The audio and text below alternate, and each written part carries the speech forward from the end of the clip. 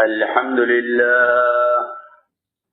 لله نحمده ونستعينه ونستغفره ونؤمن به ونتوكل عليه ونعوذ بالله من شرور أنفسنا ومن سيئات أعمالنا من يهده الله فلا مضل له ومن يضلله فلا هادي له ونشهد أن لا إله إلا الله وحده لا شريك له ونشهد أن سيدنا ونبينا ومولانا محمدا عبده ورسوله صلى الله تعالى عليه وعلى آله وصحبه وبارك وسلم تسليما كثيرا أما بعد فأعوذ بالله من الشيطان الرجيم بسم الله الرحمن الرحيم وما أرسلنا من رسول إلا ليطاع بإذن الله وقال الله سبحانه وتعالى وإن تطيعوه تهتدوا وما على الرسول إلا البلاغ المبين وقال عليه الصلاة والسلام أشد الناس بلاء الأنبياء ثم الأمثل فالأمثل. میرے دوستو بزرگ عزیزو، اللہ تعالیٰ کی طرف سے احکام مخلوق کی چاہت کے خلاف آتے ہیں.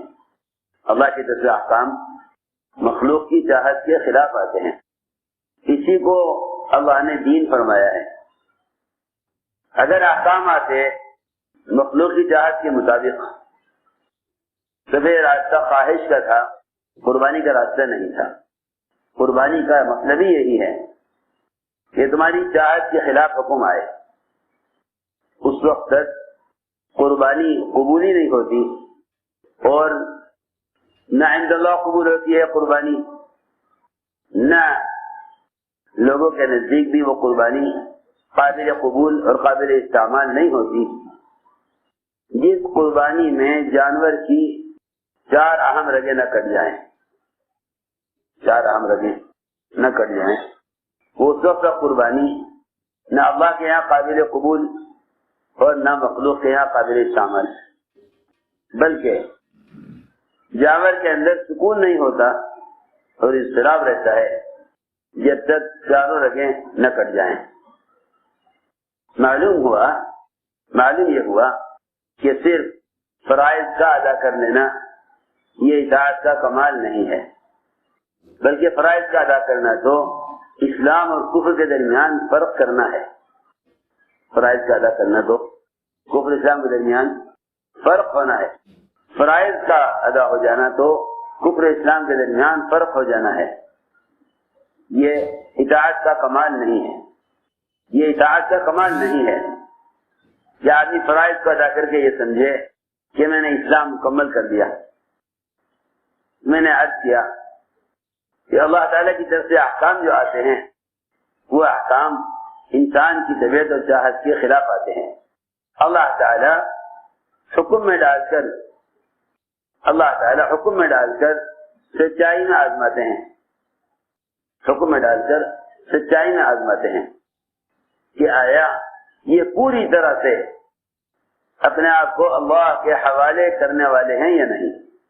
کسی ایک امر میں بھی، کسی ایک بات میں بھی، کسی ایک حکم میں بھی اگر یہ کہہ دیں کہ اے اللہ تو اس کے علاوہ اور کوئی حکم دے دیں، تو ایسے لوگوں کا نام اطاعت والوں میں سے کاٹ دیا جاتا ہے. ایسے لوگوں کا نام اطاعت والوں میں سے کاٹ دیا جاتا ہے. وہاں یہ نہیں دیکھا جاتا کہ جب انہوں نے اتنا کچھ کر لیا ہے تو ایک حکم میں ان کو رخصت دے دی جائے. وہاں یہ نہیں دیکھا جاتا کہ انہوں نے اتنا کچھ کر لیا تو انہیں ایک حکم میں رخصت دے دی جائے کہ جب تم نے یہ نہیں کیا تو کوئی حرج نہیں، بہت کچھ تو تم نے کیا ہے. اسی لیے دین کا یہ اصول ہے کہ جس آدمی کو دین کے کسی ایک ادنا حکم کے بھی چھوٹنے کا خلق نہیں ہے اس کے دین میں نقصان ہوتا چلا جائے گا. اس کے دین میں نقصان ہوتا چلا جائے گا، کیونکہ اللہ کے کسی ایک امر کو ہلکا سمجھ کر چھوڑ دینا پورے دین کے ضائع ہونے کا سبب ہے. اور اللہ کے کسی ایک امر کی حفاظت کرنا یہ پورے دین پر استقامت کا سبب ہے، پورے دین پر استقامت کا سبب ہے۔ غور کرنے کی بات ہے، اگر دائیں ہاتھ سے کھانا کھانے کی سنت ہلکی سمجھ کر چھوڑ دی جائے یا اس کو ہلکا سمجھ کر اس سے جھوٹا عذر کر دیا جائے کہ حضور اکرم صلی اللہ علیہ وسلم نے کھانا کھانے والے سے فرمایا کہ دائیں ہاتھ سے کھاؤ، اس نے فوراً ایک عذر پیش کر دیا کہ میرے دائیں ہاتھ اٹھتا نہیں ہے، حضور اکرم صلی اللہ علیہ وسلم نے بد دعا دی اور فرمایا اللہ کرے تیرا یہ ہاتھ کبھی نہ اٹھے۔ سوچنے کی بات ہے، دائیں ہاتھ جس کو قوت کی وجہ سے یمین کہا جاتا ہے، دائیں ہاتھ جس کو قوت کی وجہ سے یمین کہا جاتا ہے، دائیں ہاتھ کو یمین کہا جاتا ہے قوت کی وجہ سے۔ اگر ایک سنت عادت یعنی کھانا کھانا جو ایک ضرورت، ایک انسانی فطری ضرورت ہے، عبادات میں سے نہیں ہے، اگر اس میں ایک سنت کا انکار کر دے، اگرچہ وہ انکار عذر کی شکل میں ہو، اگرچہ وہ انکار عذر کی شکل میں ہو، اس لیے یہ بات ذہن میں رہے کہ ہمیں اور صحابہ کرام میں فرق یہ ہے کہ جب وہ اللہ کے کسی امر کو پورا نہیں کر پاتے تھے عذر کی وجہ سے تو اس سے وہ خوش نہیں ہوتے تھے۔ میں نے غور کیا قرآن میں واقعات میں کہ سچے اعضاء سے خوش ہونے والے منافقین ہوتے تھے، سچے اعضاء سے خوش ہونے والے منافقین ہوتے تھے، سچے اعضاء پر خوش ہونے والے منافقین ہوتے تھے۔ یعنی میرا مقصد یاد کرنے کا یہ ہے کہ وہ اپنے عذر میں سچے ہوتے تھے لیکن وہ خوش ہوتے تھے، کہ ایک ایسا عذر پیش آ گیا جس کی وجہ سے دعوت کے تقاضے یا اللہ کے کسی امر سے جان بچ گئی۔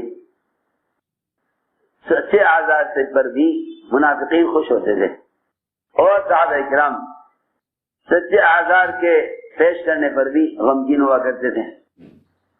سچا عذر ہے، سچا عذر ہے، لیکن صحابہ کرام غمگین ہوتے تھے، صحابہ کرام غمگین ہوتے تھے، ایسے غمگین ہوتے تھے کہ اگر ان کو اللہ کے راستے میں نکلنے سے کم عمری کی وجہ سے روک دیا جاوے تو انہیں اس غم میں ساری رات نیند نہیں آتی تھی، یہ کہ ہمارا نام جانے والوں کی فہرست سے نکال دیا گیا، ساری رات نیند نہیں آتی۔ میں نے عرض کیا کہ کھانا کھانے کی ایک سنت جو ایک ضرورت کی لائن کی چیز ہے، اس میں اس آدمی نے عذر کر دیا کہ میرا دائیں ہاتھ اٹھتا نہیں ہے اس لیے میں بائیں سے کھا رہا ہوں۔ جب ایک کھانا کھانے کی لائن کی سنت کے انکار سے دائیں ہاتھ ہمیشہ کے لیے بیکار ہو سکتا ہے، صاحب نے دعا دی اللہ کہ تیرا یہ ہاتھ کبھی نہ اٹھے، تیرا یہ ہاتھ کبھی نہ اٹھے، اللہ کرے تیرا یہ ہاتھ کبھی نہ اٹھے۔ چنانچہ روایت میں ہے کہ ان کا ہاتھ اسی وقت شل ہو گیا اور بیکار ہو گیا اور کبھی ان کی زندگی میں وہ ہاتھ ان کے منہ کی طرف نہیں اٹھ سکا، کبھی ہاتھ منہ کی طرف نہیں اٹھ سکا، کبھی ہاتھ منہ کی طرف نہیں اٹھا۔ میں نے ایک مثال دی ہے کہ یہ تو ایک ضرورت کی لائن کھانا، اس کی لائن کی بھی ایک سنت ہے، کوئی فرض و واجب نہیں ہے۔ جب ایک ضرورت کی لائن کی سنت کا یہ درجہ ہے تو فرائض کا، واجبات کا اور احکام شریعت کا درجہ کتنا اونچا ہوگا۔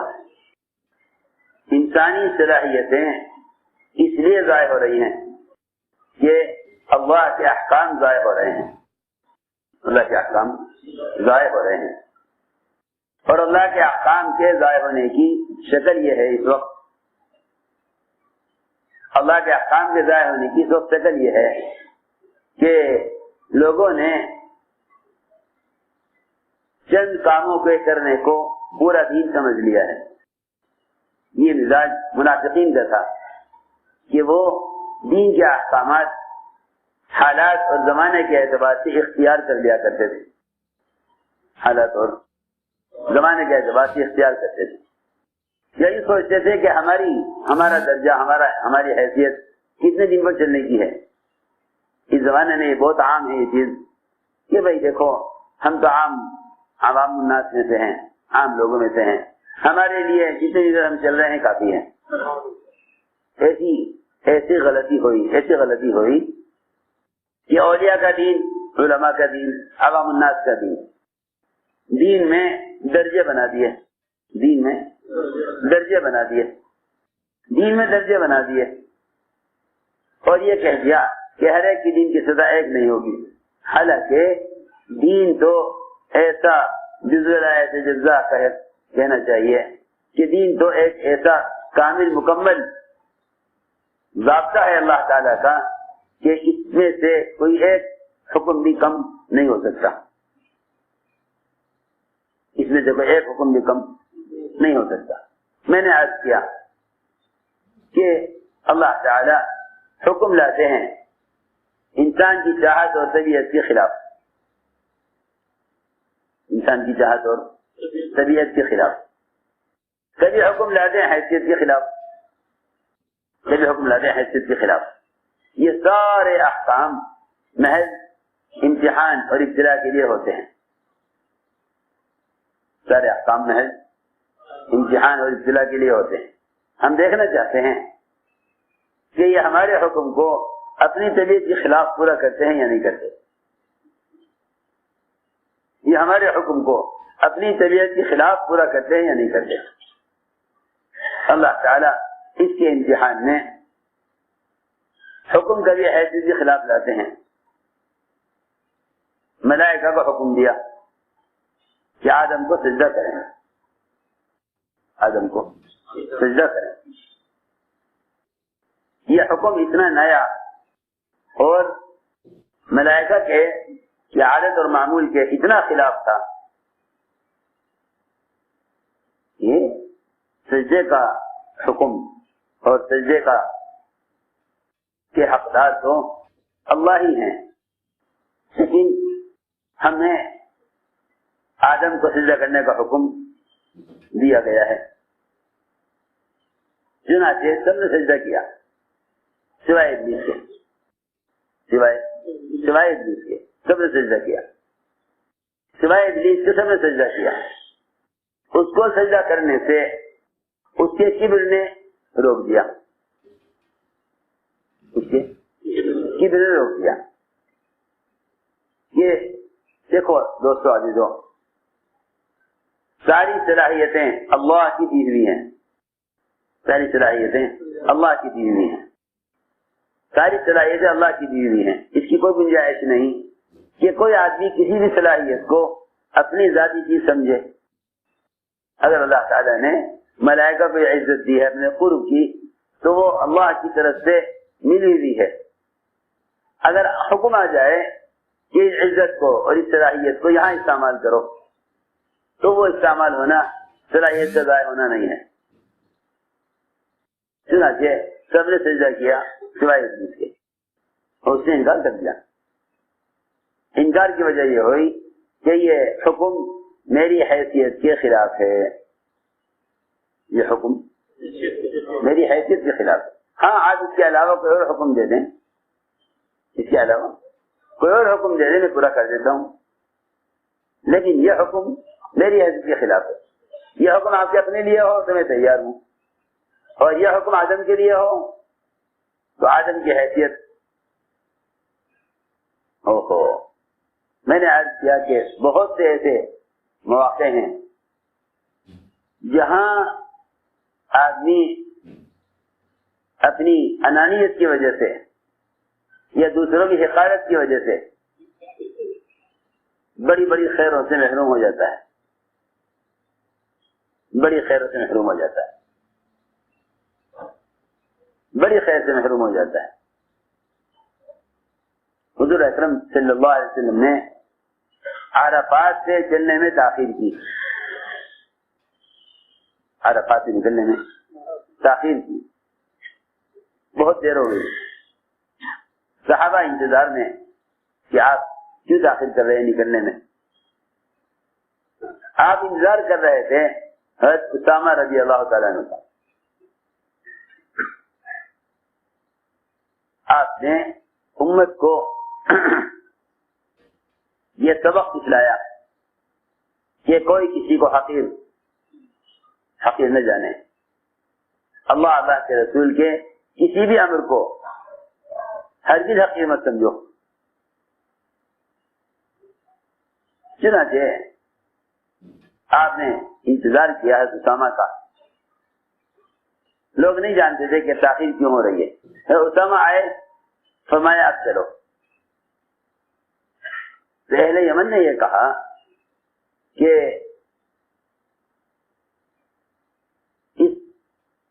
اتنے چھوٹے کی وجہ سے اور اس کے اسامہ کی وجہ سے سارے قافلے کو روکا گیا.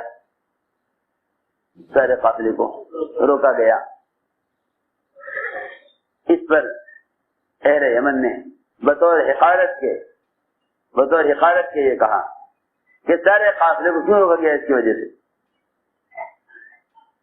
روایت میں ہے کہ جو ابوبکر صدیق کے زمانے میں ارتداد آیا تو سب سے پہلے مرتد ہوئے اہل یمن.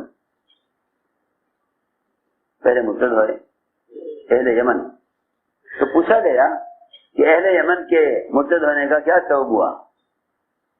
اہل یمن کے ارتداد کا کیا سبب ہوا؟ اہل یمن کیوں مرتد ہوئے؟ کیا سبب ہوا؟ بتایا گیا کہ اہل یمن کے ارتداد کا سبب حضرت اسامہ کی حقارت تھی. اہل یمن کے ارتداد کا سبب حضرت اسامہ کی حقارت. یہ اہل یمن کے ارتداد کا سبب بنا کہ ادنا کی وجہ سے اعلیٰ کو کیوں روکا گیا. میں اسی بات کر رہا تھا کہ شیطان نے انکار اس لیے کیا کہ اعلیٰ کو ادنا کے لیے سجدہ کرنے کا حکم کیوں دیا گیا. اعلیٰ کو ادنا کے لیے سجدہ کرنے کا حکم کیوں دیا گیا؟ میں نے عرض کیا کہ اللہ تعالی کی طرف سے احکام آتے ہیں انسان کی طبیعت کے خلاف. سارے احکام مخلوق کی چاہت کے خلاف آتے ہیں. اس لیے فرمایا کہ تم کسی حکم کی علت معلوم نہ کرو. کسی حکم کی علت معلوم مت کرو. تم کسی حکم کی علت نہ معلوم کرو یہ حکم کیوں ہے، بلکہ اللہ کے ہر حکم کو یہ سوچ کر پورا کر دو کہ اللہ تعالی ان احکام کی حکمتوں کو خود جاننے والے ہیں. کیونکہ اللہ تعالی انسان پر حکم کھولتے ہیں، حکمت ان احکام کی نہیں کھولتے. کیونکہ اگر کسی عمل کو اس کی افادیت کی وجہ سے کیا یا کسی عمل کو اس کی حکمت کی وجہ سے کیا تو پھر اللہ کے لیے نہ ہوا. ایسے احکام آتے ہیں جن احکام کے اندر نقصان صاف نظر آتا ہے.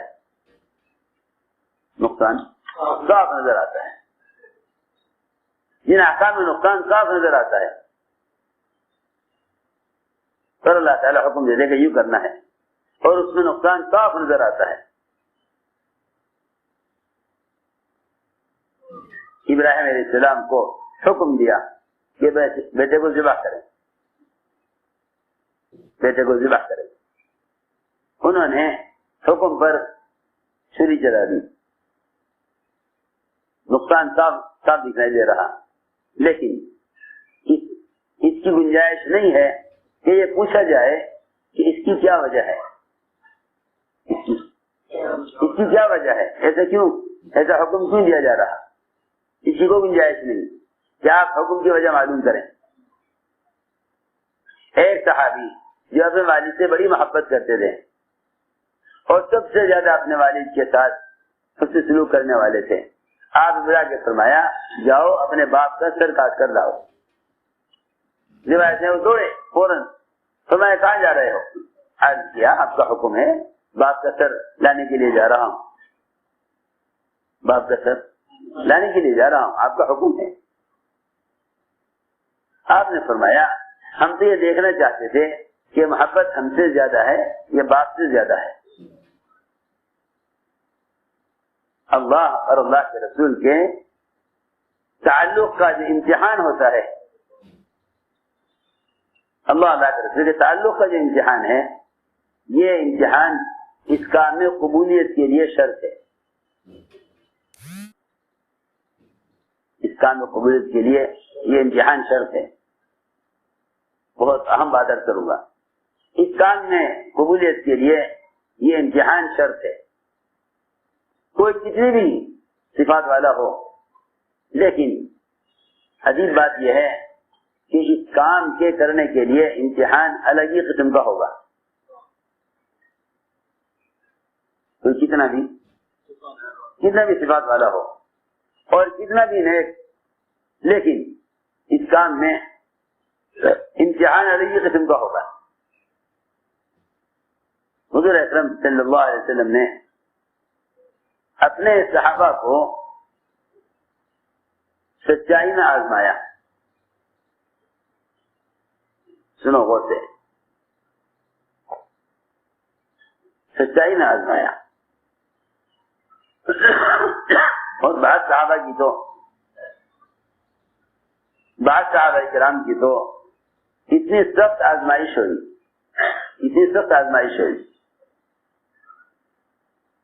انہوں نے سارے حالات برداشت کیے، لیکن حالات سے نکلنے کے لیے نہ تو نبی کے ساتھ خیانت کی، نہ تو نبی کے ساتھ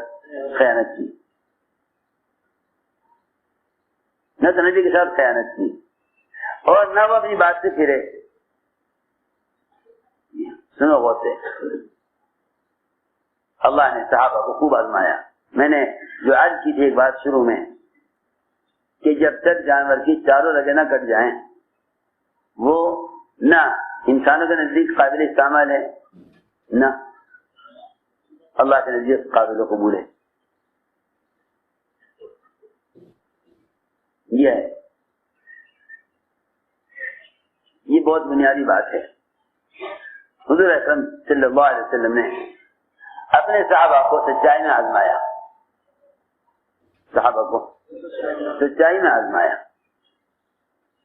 بہت موقع ایسے آئے کہ جہاں یہ دیکھا گیا کہ ان کا تعلق ان کی قوم، ان کے قبیلے، ان کے خاندان والوں سے زیادہ ہے یا ان کا تعلق محمد صلی اللہ علیہ وسلم سے زیادہ ہے.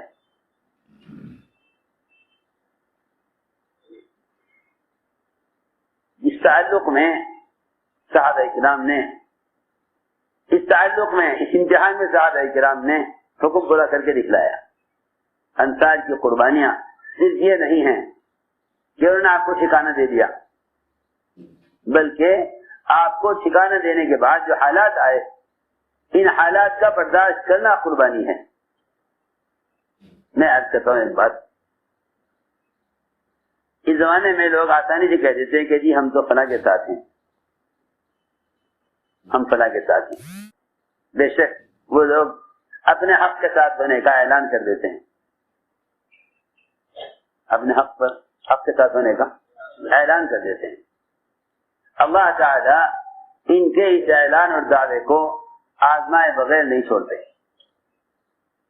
صحیح پر حالات لائیں گے یہ دیکھنے کے لیے کہ اگر یہ حق کے ساتھ حق کی وجہ سے تھے تو قائم رہیں گے، اور اگر یہ حق کے ساتھ تعلقات کی وجہ سے تھے تو یہ قائم نہیں رہیں گے. یہ ہے بات. اللہ آزما کے دیکھیں گے کہ انہوں نے حق پر ہونے کا دعویٰ کیا ہے،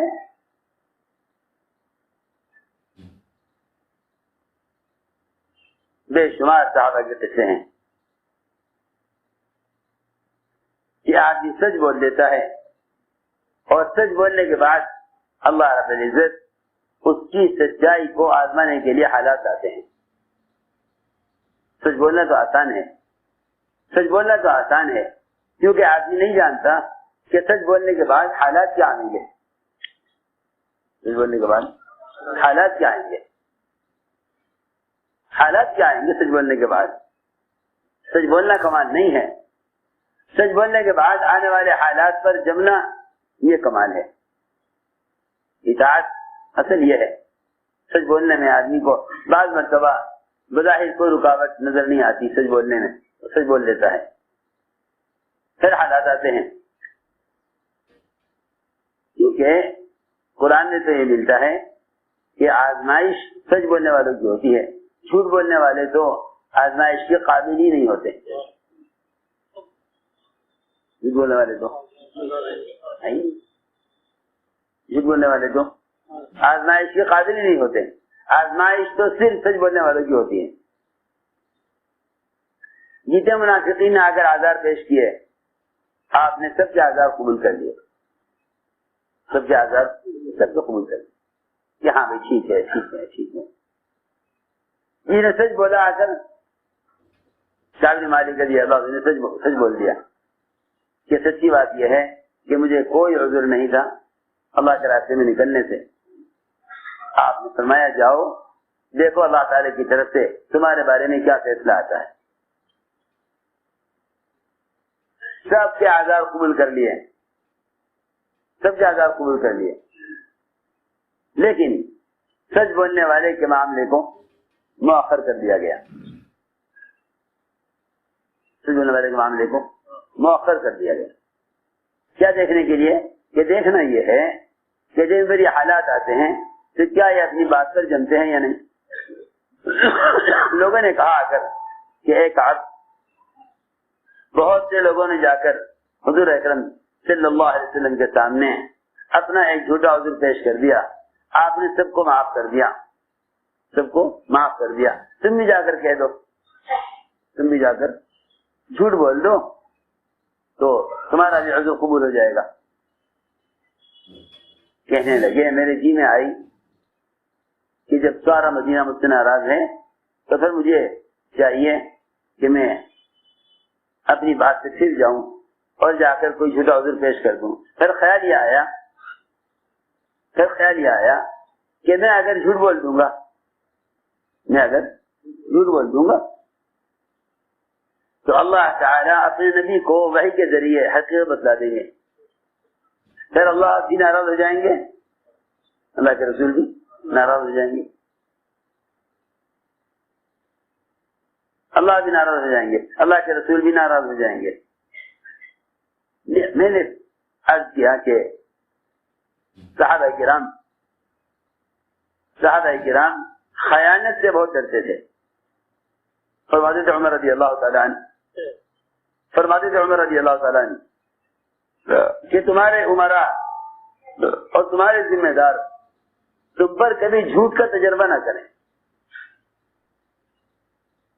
تمہارے عمراء اور تمہارے ذمہ دار کبھی تم پر جھوٹ کا تجربہ نہ کریں.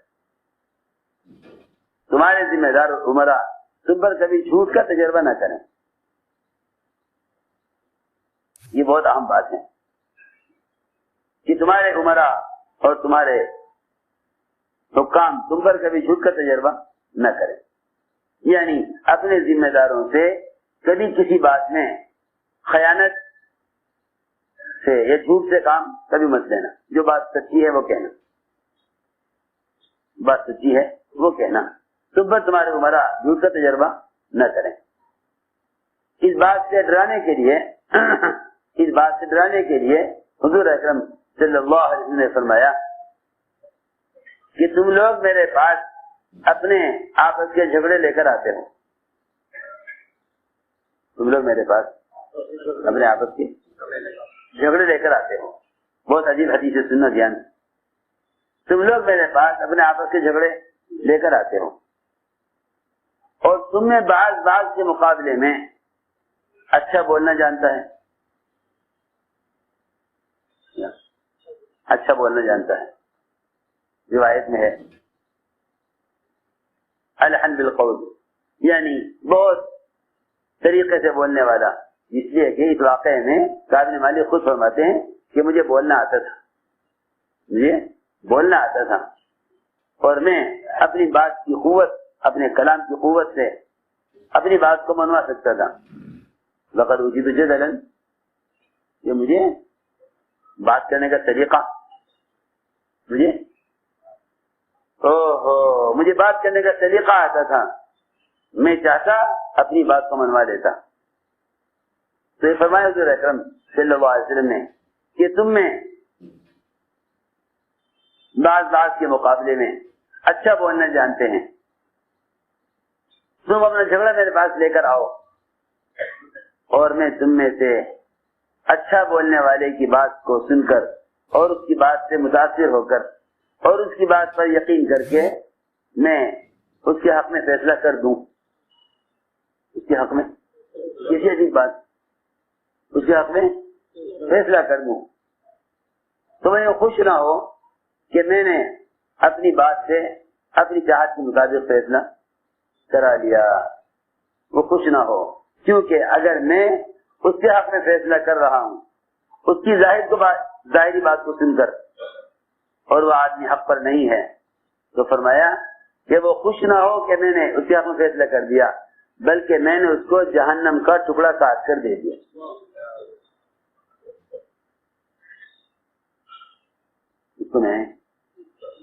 اللہ، بہت ڈرنے کی بات ہے، بہت ڈرنے کی بات ہے.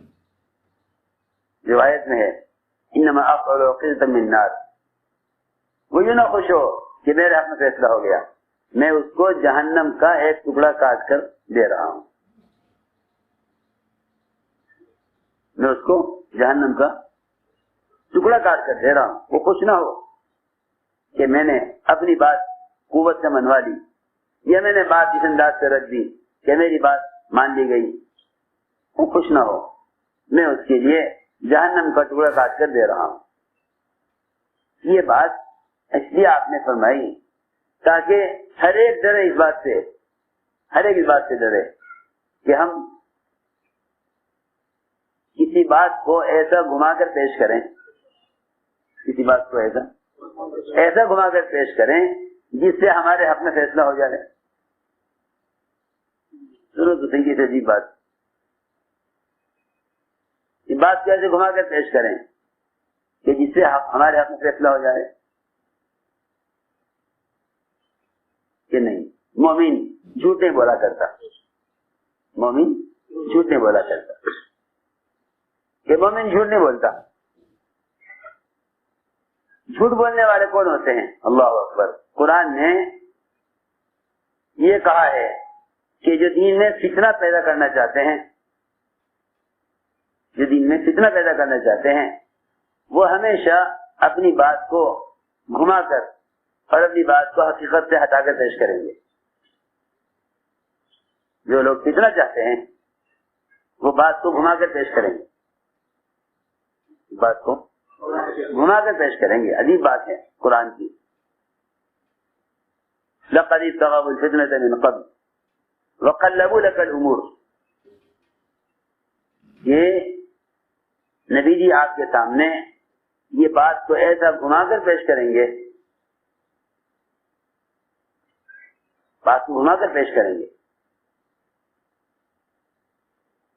اور پھر اللہ تعالی کا دین غالب آئے گا، اللہ کا دین غالب آ جائے گا. اسی میں نے ایک عرض کیا کہ صحابہ کرام کی ایک بہت بڑی قربانی یہ ہے کہ انہوں نے حق بات کے کہنے میں کسی کی ملامت کی پرواہ کبھی نہیں کی. حق بات کی کسی کی ملامت کی پرواہ نہیں کی، بلکہ حضور اکرم صلی اللہ علیہ وسلم اسلام میں داخلے کے وقت آپ نے اس کا عہد لیا لوگوں سے کہ تم اللہ کے دین کے بارے میں کسی کی ملامت کی پرواہ نہیں کرو گے. اللہ کے دین کے بارے میں کسی کی ملامت کی پرواہ نہیں کرو گے. اس کا عہد کرو،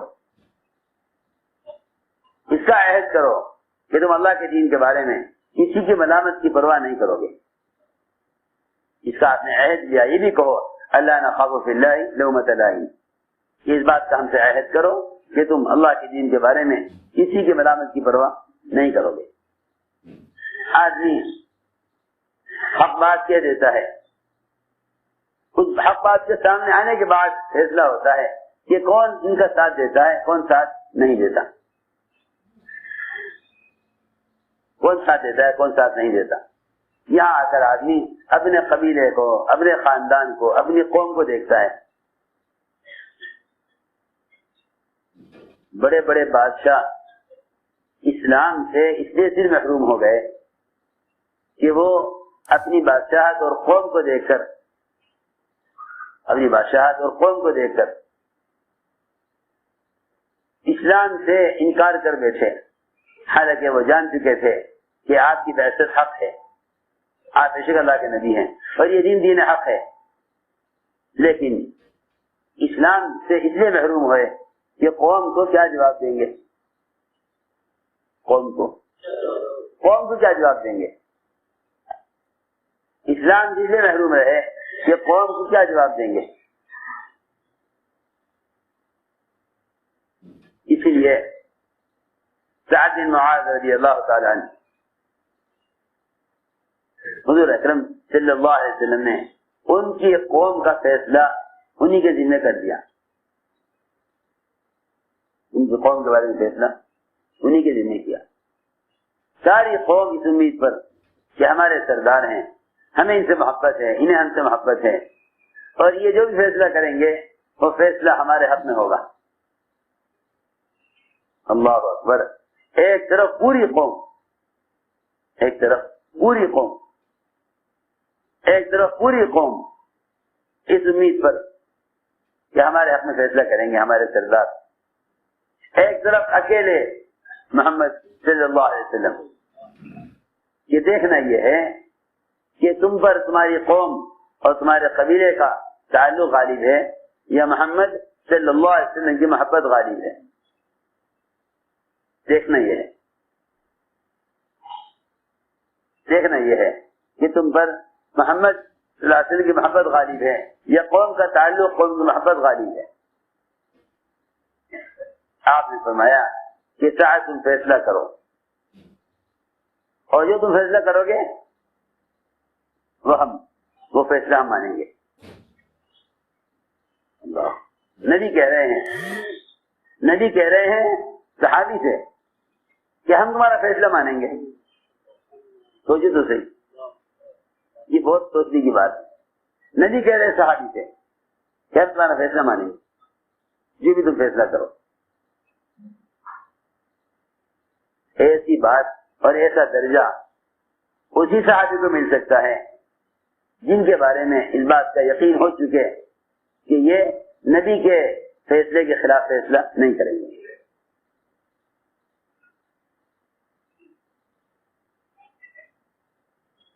بہت اہم بات ہے, بہت اہم بات ہے. یہ لوگ یہ دیکھتے ہیں کہ ہاں بھائی بات تو بالکل ٹھیک ہے, 100% ٹھیک ہے, لیکن ہماری قوم, ہمارا قبیلہ, ہمارے دوست, ہمارے متعلقین وہ کیا کہیں گے. رہنا تو ہمیں ان کے ساتھ ہے, رہنا ہمیں ان کے ساتھ ہے, رہنا ہمیں ان کے ساتھ ہے. بات بالکل حق ہے, صحیح ہے, لیکن ہمیں رہنا ان کے ساتھ ہے, رہنا ہمیں ان کے ساتھ.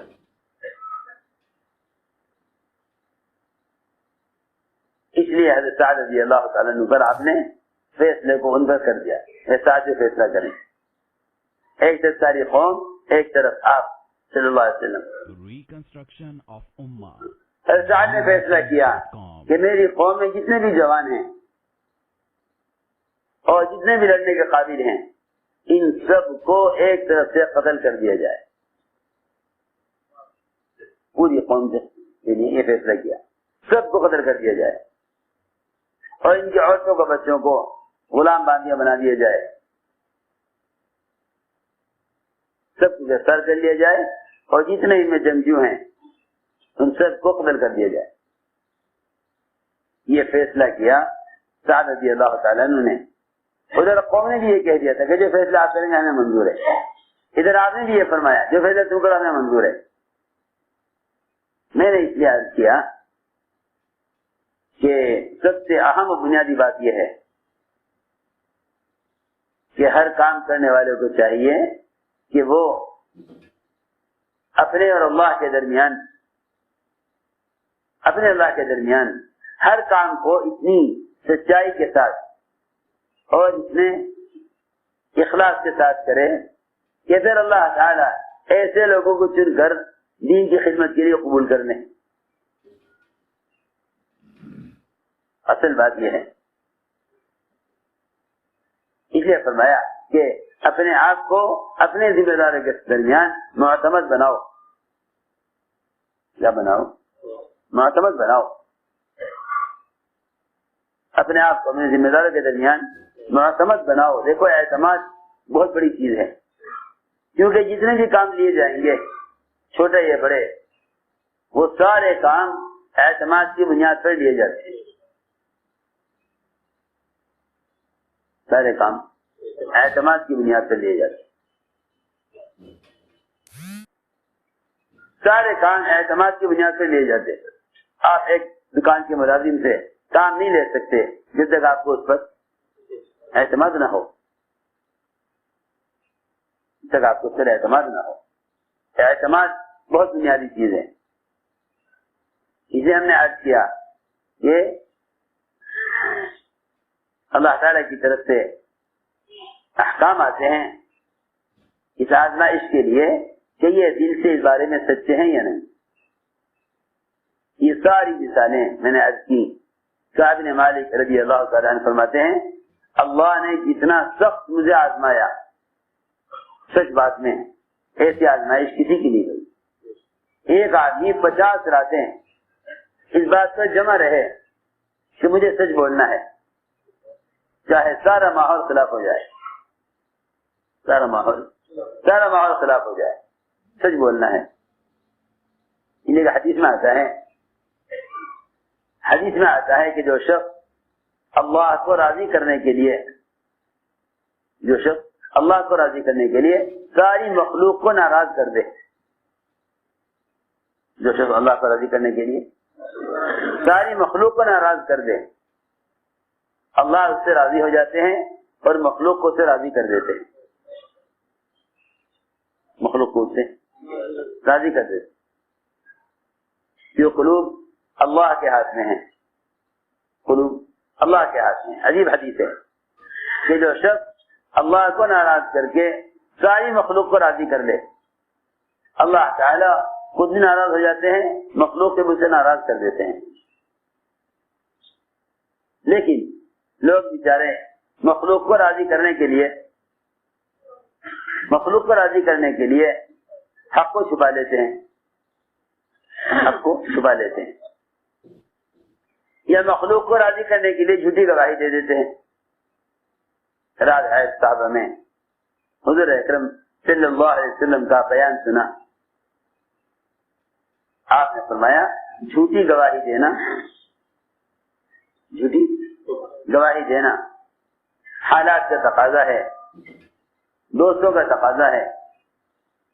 فرمایا جھوٹی گواہی دینا اللہ کے ساتھ شرک کرنے کے برابر ہے.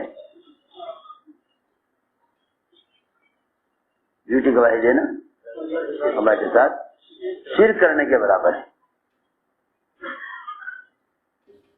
جھوٹی گواہی دینا اللہ کے ساتھ شرک کرنے کے برابر ہے. تو تین چیزیں ایسی ہیں کہ مسلمان ان چیز میں خیانت نہیں کرے گا.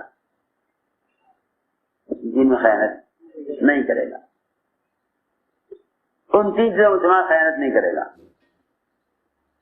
ایک تو اپنے ہر عمل کو اللہ کے لیے کرے گا، اس میں مومن خیانت نہیں کرے گا. اور دوسری بات یہ ہے کہ مومن جماعت کے ساتھ مل کر رہنے میں کمی نہیں کرے گا، اور مومن اپنے امراء کے ساتھ خیانت نہیں کرے گا.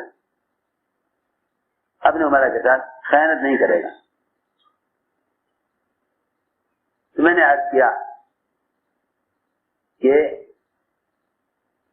جب آدمی مخلوق کو راضی کرنے کی وجہ سے حق سے ہٹ جاتا ہے تو پھر اللہ تعالیٰ ایسے لوگوں سے کام نہیں لیتے.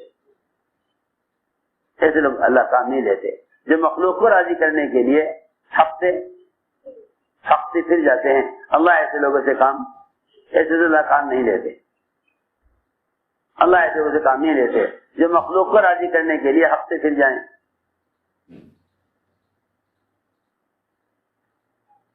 اسی لیے سفیان ثوری فرماتے ہیں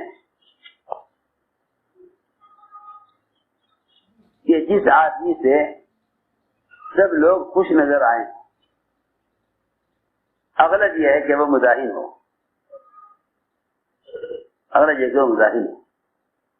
جس آدمی سے سب خوش نظر آئیں اغلب یہ ہے کہ وہ مزاحم ہو، کیونکہ وہ سب کو راضی کرنے کے لیے اور سب کو خوش رکھنے کے لیے ہر ایک کی چاہت کی بات کر لیتا ہے. ہر ایک کی چاہت کی بات کر لیتا ہے سب کو راضی رکھنے کے لیے کہ تم بھی خوش رہو، تم بھی خوش رہو. جب ابوبکر صدیق رضی اللہ تعالی نے حضرت عمر کے لیے حضرت عمر کی خلافت کو پینے کے لیے بلایا کہ لو عمر کام سنبھالو ہم جا رہے، تو یہ ساتھ نے یہ فرمایا کہ عمر یہ بات ذہن میں رہے کہ سب تم سے راضی نہیں ہوں گے، سب تم سے راضی نہیں، سب تم سے راضی نہیں ہوں گے. اس سے کیا مطلب ہے؟ اس کا مطلب یہ نہیں ہے کہ تم نعوذ باللہ اس قابل نہیں ہو کہ سب تم سے راضی ہوں. اس کا مطلب یہ ہے کہ تم حق کو ایسے قائم کرنے والے ہو کہ جو لوگ حق میں تعاون کرنے والے نہیں ہیں وہ تم سے راضی نہیں ہوں گے.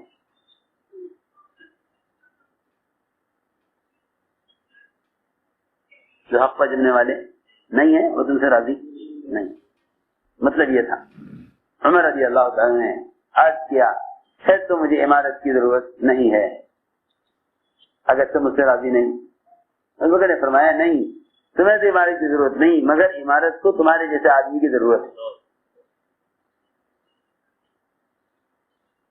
عمارت کو تمہارے جیسے آدمی کی ضرورت ہے. عمر رضی اللہ تعالیٰ عنہ وہ ان کا فاروق لقب ہونا یہ اس بات کی اصل علامت ہے کہ ان کے قول اور فعل سے اور ان کے عمل سے صحیح اور غلط میں فرق معلوم ہوتا ہے. وہ کبھی بھی غلط چیز پر راضی نہیں ہوتے تھے، کبھی غلط پر راضی نہیں ہوتے تھے. اور کیسے؟ کیا مطلب غلط پر راضی ہونے کا؟ وہ اس امت کے ملہم کہلاتے تھے. جو چیز موجود یعنی جو چیز صحیح ہوتی تھی اور معمول میں ہوتی تھی اور حلال ہوتی تھی وہ اس حلال چیز کے مفاسد اور اس کے نقصانات دیکھا کرتے تھے. حلال چیز کے نقصانات دیکھا کرتے تھے. یہ چیز تو حلال ہے مگر اس کا نقصان. شراب حلال، حکم ابھی حرمت کا آیا نہیں. شراب حلال، ابھی حکم نہیں آیا حرمت کا. عمر رضی اللہ تعالیٰ عنہ شراب کو حرام کرانے کی کوشش میں ہیں. عرض کیا گیا رسول اللہ شراب حرام کرا دیجیے. ارے عمر، اللہ نے ایک چیز کو حلال کیا ہے اور میں کیسے حرام کرا دوں؟ میں کیسے حرام کرا دوں؟ اللہ نے حلال کیا. پھر آئے شراب حرام کرا دیجیے. نمازیں خراب ہو رہی ہیں، لوگ نشے کی حالت میں نماز کے لیے آ جاتے ہیں، شراب حرام کرا دیجیے. اللہ کی شان. حضرت عمر کی چاہت پر شراب کی حرمت نازل ہو گئی. حضرت عمر کی چاہت پر شراب کی حرمت نازل ہو گئی. شراب حرام ہو گئی حضرت عمر کی چاہت پر. پھر دیکھا کہ ہر قسم کے بدکار اور برے قسم کے لوگ آپ کے پاس آتے ہیں، آپ کے ازواج مطہرات سامنے ہوتی ہیں جن کے دلوں میں بیماری ہے، مرض ہے، اور وہ بری نظر سے دیکھنے والے ہیں. اچھا نہیں لگتا کہ آپ کے ازواج مطہرات امہات المومنین وہ سامنے ہوں اور ہر قسم کے لوگ آئیں. تو کہا کہ یا رسول اللہ سے کہیے کہ پردہ نازل کر دیں. ایسے کہیے کہ پردہ نازل کر دیں، اللہ سے کہیے پردہ نازل کر دیں. میں کہ عمر اللہ چاہیں گے کر دیں گے کہ نہیں، آپ اللہ سے کہیے پردہ نازل کر دیں. جس کو اللہ نے نہیں چاہا میں اسے کیوں چاہوں کہ نہیں، اس کی ضرورت ہے، اس کی ضرورت ہے، پردے کا حکم نازل کر دیں. 20 سے زیادہ موافقات عمر ہیں. یہ عظمت کی چاہت کے مطابق آسمان سے حکم آئے. 20 سے زیادہ موافقات عمر ہیں، عظمت کی چاہت کے مطابق آسمان سے حکم آیا. تو میں نے عرض کیا کہ عمر رضی اللہ تعالی عنہ بہت سی وہ چیزیں جو حلال تھی ان کو حرام کرایا، بہت سی وہ چیزیں جو حلال تھی ان کو حرام کرایا. کیونکہ آدمی جتنا تعلق مع اللہ میں جتنا گہرا ہوتا ہے نا، اس کو حلال چیز کے مقاصد بھی نظر آتے ہیں، اور جب اللہ کا تعلق ختم ہو جاتا ہے تو ان کو حرام کے مقاصد اور حرام چیزوں کے اندر کی خرابیاں بھی اور نظر نہیں آتی. یہاں تک کہ اس کوشش پر آ جاتا ہے مسلمان کہ یہ حرام چیز کیسے حلال کی جائے، حرام چیز حلال کیسے کی جائے. اس زمانے میں اس کی ضرورت ہے مگر یہ حرام ہے، چنانچہ کوشش کریں گے تعویلات کر کے کسی طرح یہ حرام چیز حلال ہو جائے. وہاں یہ کوشش ہے کہ حلال چیز حرام ہو جائے.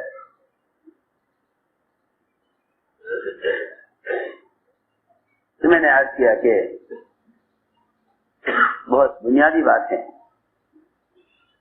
کہ اللہ رب العزت حق میں آزما کر دیکھتے ہیں کہ کون سچے ہیں کون جھوٹے ہیں، کون سچے ہیں کون جھوٹے ہیں. اللہ تعالیٰ حق میں آزما کر دیکھتے ہیں. اس لیے فرمایا کہ تمہارے عمرا تم پر جھوٹ کا تجربہ نہ کریں، تمہارے عمرا تم پر جھوٹ کا تجربہ نہ کریں، تمہارے عمرا تم پر جھوٹ کا تجربہ نہ کریں. تو میرے دوستوں عزیزوں، بات ساری یہ ہے کہ اللہ تعالیٰ کی طرف سے احکام آتے ہیں، کبھی طبیعت کے خلاف، کبھی حیثیت کے خلاف، کبھی معمول کے خلاف بھی آتے ہیں، کبھی معمول کے خلاف بھی آتے ہیں. نماز ہو رہی تھی بیت المقدس کی طرف، حکم آ گیا کہ رخ پھیر لیجیے بیت اللہ کی طرف. سارے صحابہ نماز میں ہی آپ کے ساتھ ساتھ بیت المقدس سے بیت اللہ کی طرف گھوم گئے. دیکھو اللہ تعالیٰ ایسے موقع پر حکم لاتے ہیں، اللہ تعالیٰ ایسے موقع پر حکم لاتے ہیں، سنو غور سے، کہ جس میں آدمی یہ سوچتا ہے کہ اس پر عمل بعد میں کر لیں گے. دیکھو وقت کے حکم کو وقت تک پورا کرنا، حکم کو وقت تک پورا کرنا یہ اصل اطاعت ہے. اس حکم کو وقت سے ٹال دینا نافرمانی ہے.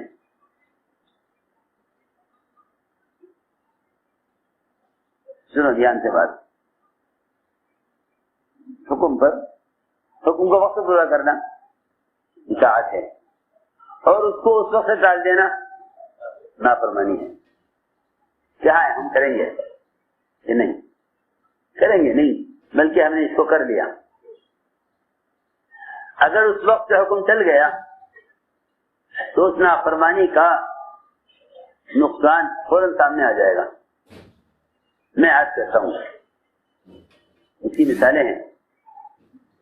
اللہ تعالیٰ اچانک حکم لاتے ہیں، اور حکم لاتے ہیں بڑی سخت ضرورت کے وقت. سنو تو صحیح، گدھے کا گوشت حلال تھا، گدھے کا گوشت حلال تھا. صحابہ کو سخت بھوک لگی، صحابہ کو سخت بھوک لگی. جس کا کوئی آدمی بھوک میں ہو اور وہ جانور ذبح کر کے حلال گوشت تیار کر رہا ہو تو اس کو اس کے کھانے میں کیا پریشانی اور کیا رکاوٹ ہے. گدھے ذبح کیے صحابہ نے اور گوشت بنایا اور چولہوں پر چڑھایا.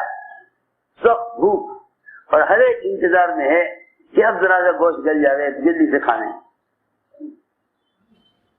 گوشت گل جائے تو جلدی سے کھانے.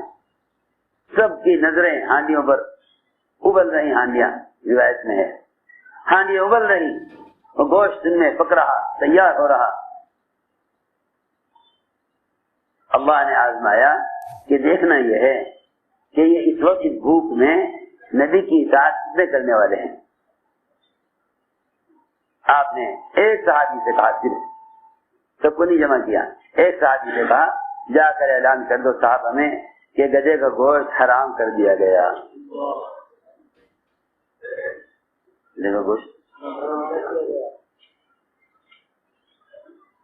تھوڑا سا اور گنجائش مل جاتی، اس وقت تیار تھا، حلال تھا، اسے کھا لیتے اور اس کے بعد حرام ہو جاتا. اس وقت حالات تو دیکھتے نا، ہمارے حالات تو دیکھتے نا. کھانے کے لیے اس کے علاوہ کچھ نہیں ہے اور گوشت ہانڈیوں پر ابل رہا ہے، تیار ہونے والا ہے بالکل. سارے صحابہ انتظار میں ہیں، اب ذرا گل جائے گوشت تو فوراً کھائیں. آپ ذرا اندازہ کریں یہ ایسی عجیب آزمائش ہے. اور حکم آ گیا کہ گوشت حرام. اعلان کر دیا صحابی نے جا کر، تمام صحابہ سن لیں، اللہ کے رسول فرما رہے ہیں گوشت حرام کر دیا گیا گدھے کا. اللہ بھی تو دیکھ رہے ہیں کہ انہیں بھوک کتنی ہے، انہیں اس وقت ضرورت کتنی ہے، اس وقت کے حالات کیا ہیں، اس وقت کے ان کے حالات کیا ہیں. حکم آ گیا گدھے گوشت حرام. صحابہ کرام نے حکم آتے ہی ساری جتنی دیگیں اور ہانڈیاں ابل رہی تھی چولہوں پر سب کی سب الٹی کر دی، سب بہادی زمین پر. حرام ہو گیا، چھوڑ دو. یعنی میں نے عرض کیا کہ اللہ اکبر، اللہ تعالیٰ اتنا آزما کے دیکھتے ہیں. کیونکہ اگر یہ حکم اس وقت کے علاوہ آتا اس کو پورا کرنا کوئی مشکل نہیں تھا. کھانا کھا چکے ہوتے، سفر سے واپس آ جاتے اپنے مقام پر، اور بہت کھانے کے لیے، اونٹ ہیں، بکریاں ہیں، اور بہت کچھ کھانے کے لیے. لیکن جہاں ضرورت تھی، جہاں ضرورت تھی وہاں حکم دے کے آزمایا، جہاں ضرورت تھی وہاں حکم دے کے آزمایا. حلال گوشت، بھوک لگی ہوئی، حکم آ گیا کہ اس کو پھینک دو کیونکہ یہ حرام ہو گیا. اچانک حکم، گوشت پکنے کے قریب ہے اور حکم آ گیا کہ یہ سب پھینک دو کیونکہ یہ حرام ہو گیا. اس سے میں نے عرض کیا کہ اس کی گنجائش نہیں رکھ چھوڑی گئی کہ بھائی ابھی تو حکم آیا ہے. آپ دیکھیں عہد میں اللہ تعالی نے اطاعت کرنے والوں کو مزید آزمایا، کیونکہ نافرمانوں کی آزمائش نہیں ہوگی. جو میدان میں اترے ہی نہیں ان کی آزمائش نہیں ہوگی. آزمائش ان کی ہے جو میدان میں اتر آئے، آزمائش ان کی ہے جو میدان میں اتر آئے. جو میدان میں نہیں اترے وہ تو 300 الگ ہو گئے حضور اکرم صلی اللہ علیہ وسلم کا ساتھ دینے سے، اور یہ کہہ دیا انہوں نے کہ کیونکہ آپ نے ہماری رائے پر عمل نہیں کیا اس لیے ہم آپ کا ساتھ نہیں دیں گے، ہم کا ساتھ نہیں دیں گے۔ کیونکہ یہ اصول ہے کہ جو شخص اپنی بات پر اصرار کرے گا، جو شخص اپنی بات پر اصرار کرے گا اس سے اختلاف پیدا ہوگا، اس سے اختلاف پیدا ہوگا۔ اصرار کرنے سے اختلاف پیدا ہوتا ہے، اصرار کرنے سے اختلاف پیدا ہوتا ہے۔ آپ نے فرمایا جماعت کے ساتھ رہیں رحمت ہے اور فرقت عذاب ہے، فرقت عذاب ہے، عذاب، فرقت عذاب ہے، فرقت عذاب ہے اور اجتماعیت رحمت ہے، اجتماعیت رحمت ہے اور فرقت عذاب ہے۔ عبداللہ بن ابی بن سلول منافقین کا سردار، وہ اپنی رائے پر اڑ گیا اور بات صرف اتنی سی تھی، صرف اتنی سی بات تھی کہ بھائی مدینے سے باہر نکل کر مقابلہ کریں یا مدینے میں رہ کر مقابلہ کریں۔ یہ کوئی ایسی چیز نہیں تھی کہ جس پر اختلاف پیدا کیا جائے اور ساتھ چھوڑ دیا جائے۔ میں کچھ کہنا چاہتا ہوں، بعض مطلب آدمی معمولی بات پر اڑ جاتا ہے، معمولی بات پر اڑ جاتا ہے، جس سے غیر معمولی نقصان ہوتا ہے۔ عبداللہ بن ابی نے کہا کہ ہماری رائے تو مدینے سے باہر نکلنے کی نہیں ہے، لیکن جب حضور اکرم صلی اللہ علیہ وسلم سواری پر سوار ہو کر باہر آئے اور صحابہ نے آپ کو سواری پر دیکھ کر جان لیا کہ آپ صلی اللہ علیہ وسلم نے مدینے سے باہر نکلنے کا ارادہ کر لیا، تو صحابہ آپ کے ساتھ ہو گئے، کیونکہ نبی کا فعل بتلا رہا ہے۔ نبی ہر کام کی تنفیذ اپنے فعل سے کرتے ہیں، نبی ہر کام کی تنفیذ اپنے فعل سے کرتے ہیں، نبی ہر کام کو خود کر کے دکھلاتے ہیں، نبی ہر کام کو خود کر کے دکھلاتے ہیں۔ یہ بہت اہم بات ہے۔ عملی طور پر جو لوگ کام کے میدان میں نہیں ہوتے، عملی طور پر جو لوگ کام کے میدان میں نہیں ہوتے وہ اختلاف کا شکار ہو جاتے ہیں، یہ بہت اہم بات ہے۔ عملی طور پر جو لوگ کام کے میدان میں نہیں ہوتے وہ اختلاف کے شکار ہو جاتے ہیں، کیونکہ میدان میں نہ ہونے کی وجہ سے وہ کام سے خالی ذہن ہوتے ہیں، کام سے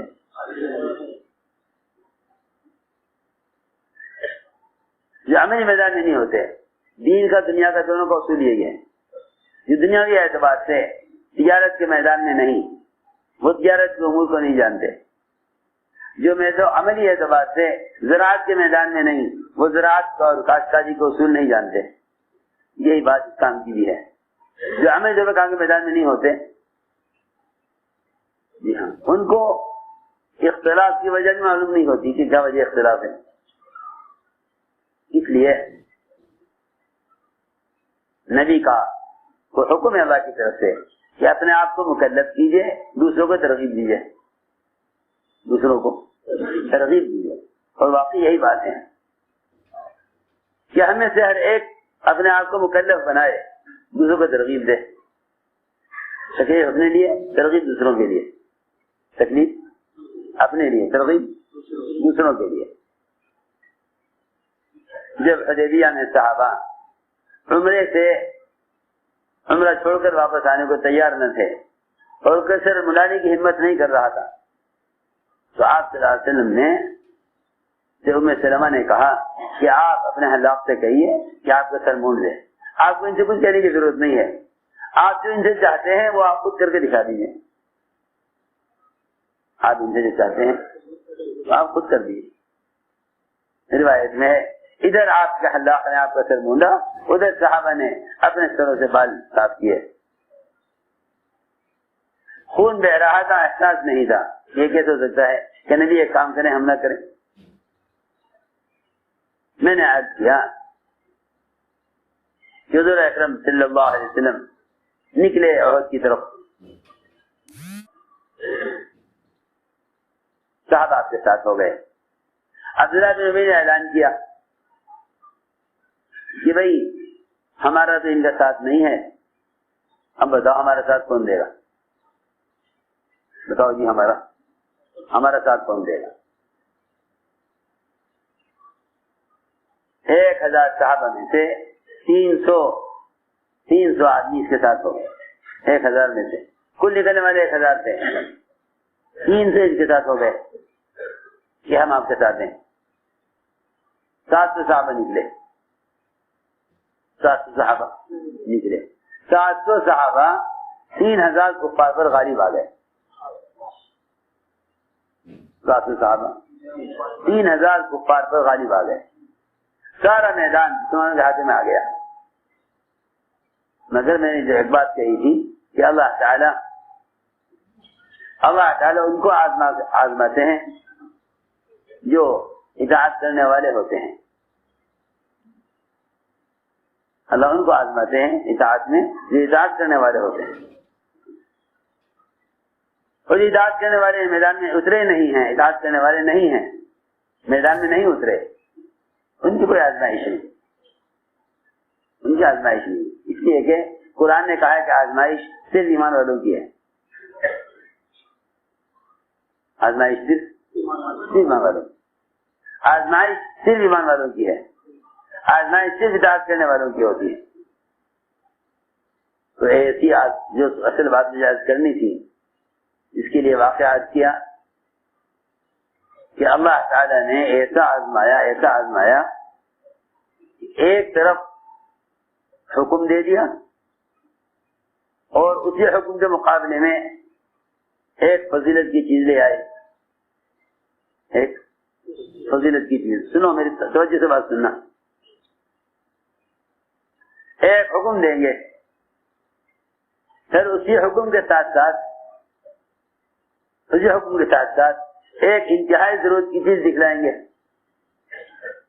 کہ ہم دیکھنا چاہتے ہیں کہ یہ اس حکم پر جمتے ہیں یا نہیں، حکم پر جمتے ہیں یا نہیں.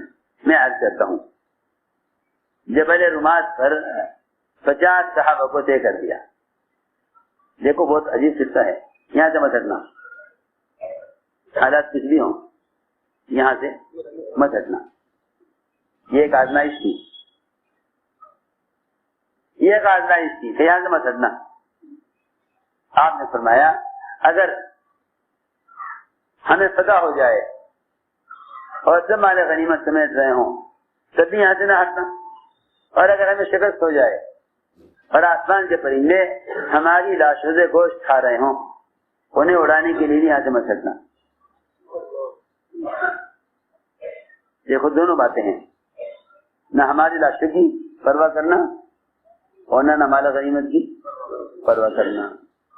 کسی عجیب بات، دونوں حالتوں میں نہ مال غنیمت کی پرواہ کرنا اور نہ ہماری لاشوں کی پرواہ کرنا. یہاں سے مت ہٹنا. خیال یہ ہوا کہ ہاں بھائی اس وقت کا تقاضا یہی ہے. چنانچہ وہاں جبل رمات پر 50 صحابہ عبداللہ بن جبیر کے ساتھ جمع رہے. ان کے جمع رہنے پر سارا میدان آ گیا مسلمانوں کے ہاتھوں میں، اور مشرکین اور کفار کو شکست ہوئی اور سب میدان چھوڑ کر بات ہے. بہت مال غنیمت، صحابہ مال غنیمت سمیٹنے میں لگے. بے شک مال غنیمت کی فضیلت ہے، مال غنیمت کی فضیلت ہے، مال غنیمت کی فضیلت ہے. لیکن میری بات یاد رکھنا، کوئی کتنا بھی افضل کام آ جائے، جو کام تمہیں کرنے کے لیے دیا گیا ہے اس وقت وہی افضل ہے، چاہے اس کے مقابلے میں کتنا بھی افضل کام آ جائے. اس واقعے سے یہ اصول بتلایا گیا، کیونکہ ساتھی پوچھتے ہیں بھائی ہم کیا کریں، یہ کریں یا یہ کریں؟ یہ بہت آسان ہے، یہ تو بہت آسان بات ہے۔ مال غنیمت کوئی بری چیز نہیں، کیا بلکہ مال غنیمت سے تو بڑی فضیلت ہے، لیکن اس وقت میں جو کام دیا گیا ہے اس کام کا کرنا مال غنیمت کی فضیلت کے باوجود افضل ہے۔ اس کام کو کرنا مال غنیمت کی فضیلت کے باوجود افضل ہے۔ یہ نہیں کہا جائے گا کہ بھائی اس وقت اس کو چھوڑ دو کیونکہ مال غنیمت پھر نہیں ملے گا، کہ نہیں تمہارا غنیمت چھوڑ دو، کیونکہ مال غنیمت مقصود نہیں، موعود ہے، مال غنیمت موعود ہے، حکم پورا کرنا مقصود ہے، حکم پورا کرنا مقصود ہے۔ سوچو تو صحیح، اللہ اکبر، جب جنت مقصود نہیں موعود ہے جو ہمیشہ کے لیے ہے، تو دنیا ختم ہونے والی ہے، وہ مقصود کیسے ہو سکتی ہے؟ وہ جنت جو ہمیشہ کے لیے ہے وہ مقصود نہیں موعود ہے، تو جو دنیا فنا ہونے والی ہے وہ مقصود کیسے ہو سکتی ہے؟ ریکنسٹرکشن آف امہ ڈیلی صحابہ کرام تو خیال یہ ہوا کہ اب میدان ہمارے ہاتھ میں آ چکا ہے اور سارے کفار پیچھے بھاگ چکے ہیں، مال غنیمت بہت ہے، اور سب سمیٹ رہے بھائی چلو کوئی بھی نہ اترتا میدان مال غنیمت کے لیے تو ہم بھی جمے رہتے، کیونکہ بہت سے ساتھی بے اصولی کر لیتے ہیں دوسروں کو دیکھ کر کہ بھائی جب یہ کر رہے تو ہم بھی کر لیں۔ ہاں سنو کہ نہیں، دوسروں کی بے اصولی سے تم اصول نہ توڑو، دوسروں کی بے اصولی سے تم اصول نہ توڑو، یہ نہ کہو فلاں کر رہا تھا میں نے بھی کر لیا، فلاں کر رہا تھا میں نے بھی کر لیا، تو فلاں کر رہا تھا میں نے بھی کر لیا تو میں نے کیا گناہ کیا؟ گناہ کیوں نہیں کیا؟ اس کا گناہ اس کے سر پہ ہے، تمہارا گناہ تمہارے سر پہ ہے۔ ہاں اسی بات ہے، لوگ یہ کہہ کر گناہ کر لیتے ہیں کہ فلاں نے بھی کیا ہے۔ یہاں سے 40 صحابہ عبداللہ بن زبیر کی عمارت میں تھے، 40 صحابہ، 50 میں 40 نے کہا کہ امیر صاحب دیکھو اب حالات اور ہیں، پہلے حالات اور تھے، پہلے حالات اور تھے، بس یہ بات یاد رکھو، حالات اور حکم ان کا مقابلہ ہوگا، تم حالات کی وجہ سے حکم نہ چھوڑنا، حالات کی وجہ سے حکم نہ چھوڑنا، حالات کی وجہ سے حکم نہ چھوڑنا۔ ان 40 نے کہا عبداللہ بن زبیر سے اجازت دیجیے کہ ہم بھی سب کے ساتھ مال غنیمت سمیٹیں۔ عبداللہ بن زبیر نے منع کیا کہ نہیں، ہمیں حکم ہے کہ یہاں رہیں۔ انہوں نے کہا یہ حکم تو پہلے کا تھا، کیا کہ نہیں، جب تک اگلا حکم نہ آ جائے، جب تک اگلا حکم نہ آ جائے۔ حضرت علی رضی اللہ عنہ فرمایا کرتے تھے کہ جو کام تمہیں کرنے کے لیے دے دیا جائے اس کام کو پورا کر لیا کرو، ورنہ تمہاری گردنوں پر یہود و نصارہ سوار ہو جائیں گے۔ حضرت علی فرماتے تھے کہ جو کام تمہیں کرنے کے لیے دیا جائے اسے پورا کر لیا کرو، ورنہ یہود و نصارہ تمہاری گردنوں پر سوار ہو جائیں گے۔ یہ مطلب تھا اس بات کا کہ اگر تم کرنے کام میں نہ لگے تو شیطان تم سے وہ کام کرائے گا جو تمہارے کرنے کے نہیں۔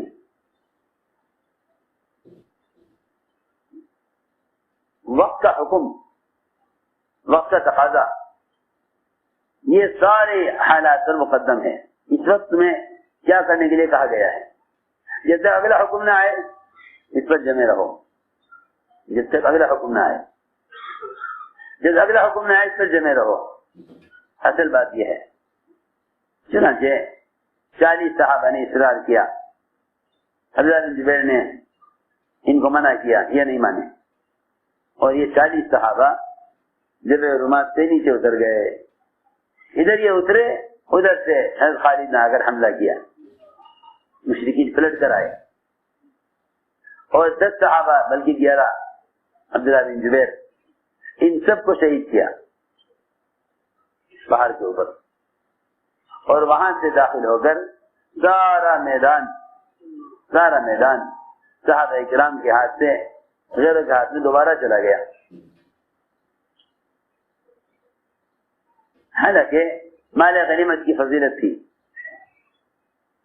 مال غنیمت کی فضیلت تھی، لیکن بات وہی ہے کہ اگر ایک افضل چیز اور ایک ضرورت کی چیز اور مال غنیمت جو اللہ تعالی کی طرف سے مجاہدین کے لیے عطیہ ہے، اس سب کے باوجود تمہیں چاہیے تھا کہ تم حکم نہ چھوڑ دے۔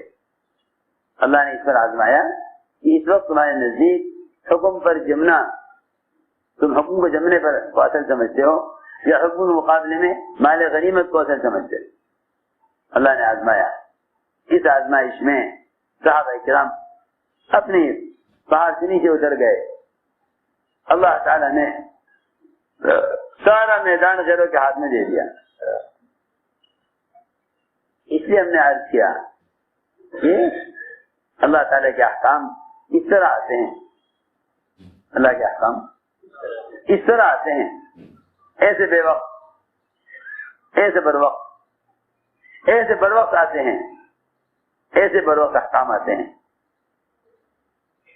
جسے میں نے عرض کیا یہ بھوک کی شدت ہے اور گلے کا گوشت اس موقع پر حرام کر دیا۔ کبھی حکم آتا ہے معمول کے خلاف، حکم آتا ہے معمول کے خلاف، بیت المقدس کی طرف نماز ہو رہی اور حکم آ گیا کہ رخ پھیر لیجیے بیت اللہ کی طرف۔ تو لوگ ہوتے ہیں، بعض لوگ ہوتے ہیں جو یہ کہتے ہیں کہ بھئی یہ حکم کیوں آیا، یہ حکم تو ضرور آ جاتا، کوئی حرج نہیں، لیکن اس وقت کیوں آیا، اس وقت کیوں آیا؟ اللہ تعالیٰ نے قرآن میں ایسا سوال کرنے والوں کو احمق کہا ہے، ایسا سوال کرنے والوں کو قرآن نے احمق کہا ہے کہ بڑے احمق اور بے عقل ہیں وہ لوگ جو یہ کہیں کہ بھئی اس حکم کو یہ حکم کیوں دیا گیا اور ان کا رخ بیت المقدس سے بیت اللہ کی طرف کیوں پھیرا گیا۔ اور اللہ تعالیٰ یہ فرماتے ہیں کہ ہم حکم اس لیے لاتے ہیں معمول کے خلاف، تاکہ ہم یہ دیکھیں کہ کون نبی کی اتباع کرنے والا ہے اور کون ایڑیوں کا بل پلٹ جانے والا ہے۔ وما جعلنا القبلة التي كنت عليها الا لنعلم من يتبع الرسول، ہم نبی کا اتباع کرنے والوں کو چھانٹنے کے لیے، اللہ اکبر، ہم نبی کا اتباع کرنے والوں کو چھانٹنے کے لیے حکم لاتے ہیں، تحویل قبلہ کا حکم لائے ہیں اتباع کرنے والوں کو چھانٹنے کے لیے،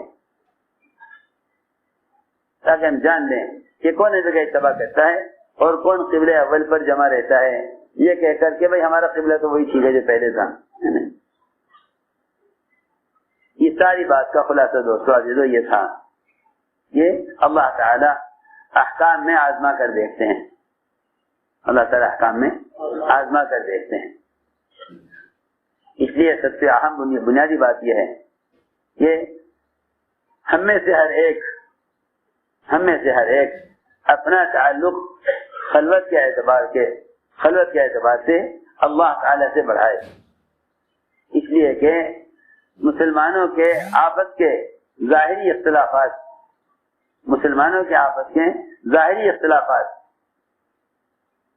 جب شروع ہوں گے، جب ان کے اور اللہ کے درمیان کے خلوت کے تعلقات بگڑ جائیں گے،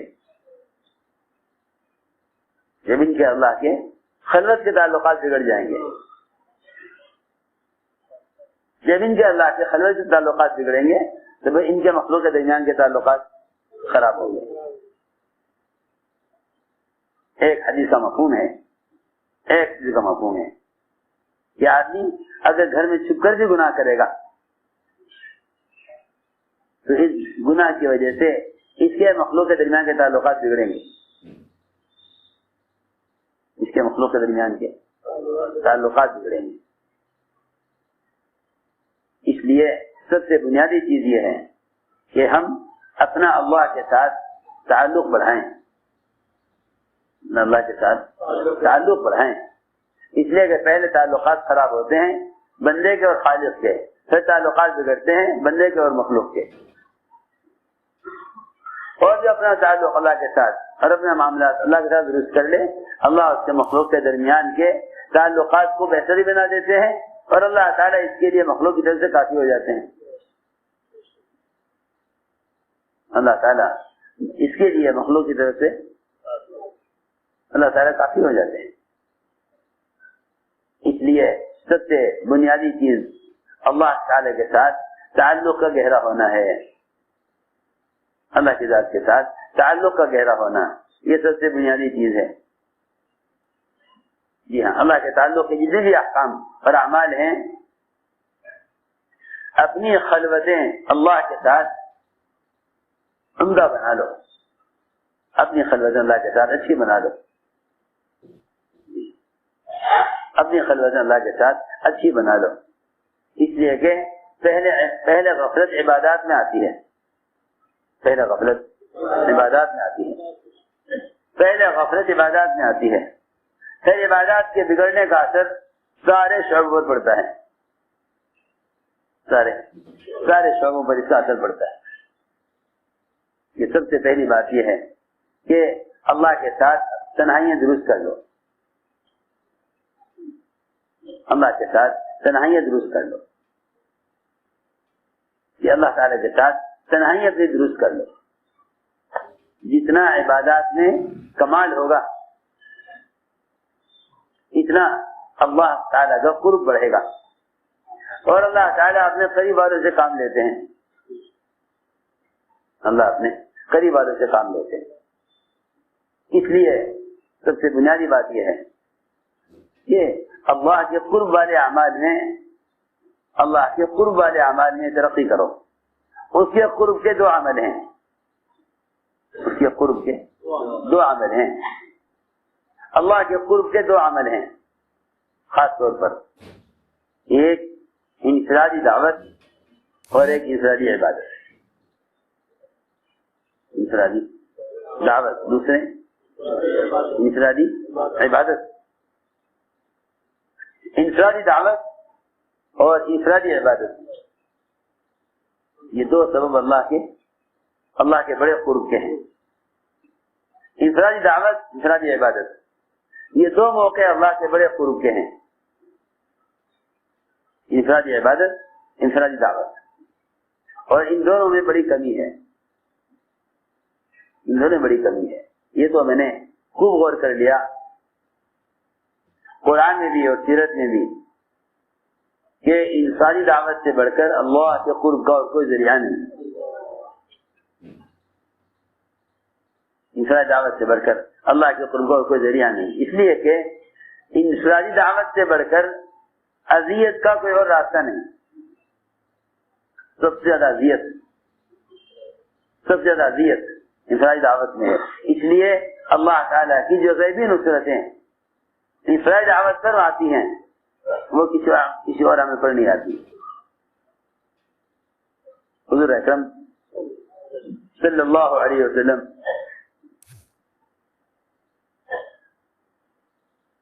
طلب کیے گئے کہ آئیے ہم آپ کی بات سننا چاہتے ہیں۔ آپ صلی اللہ علیہ وسلم بڑی امید لے کر اور بڑی توقع لے کر اور بڑے شوق سے، سخت گرمی تھی، سورج سر پہ تھا، اس وقت آپ نکلے دھوپ کے وقت۔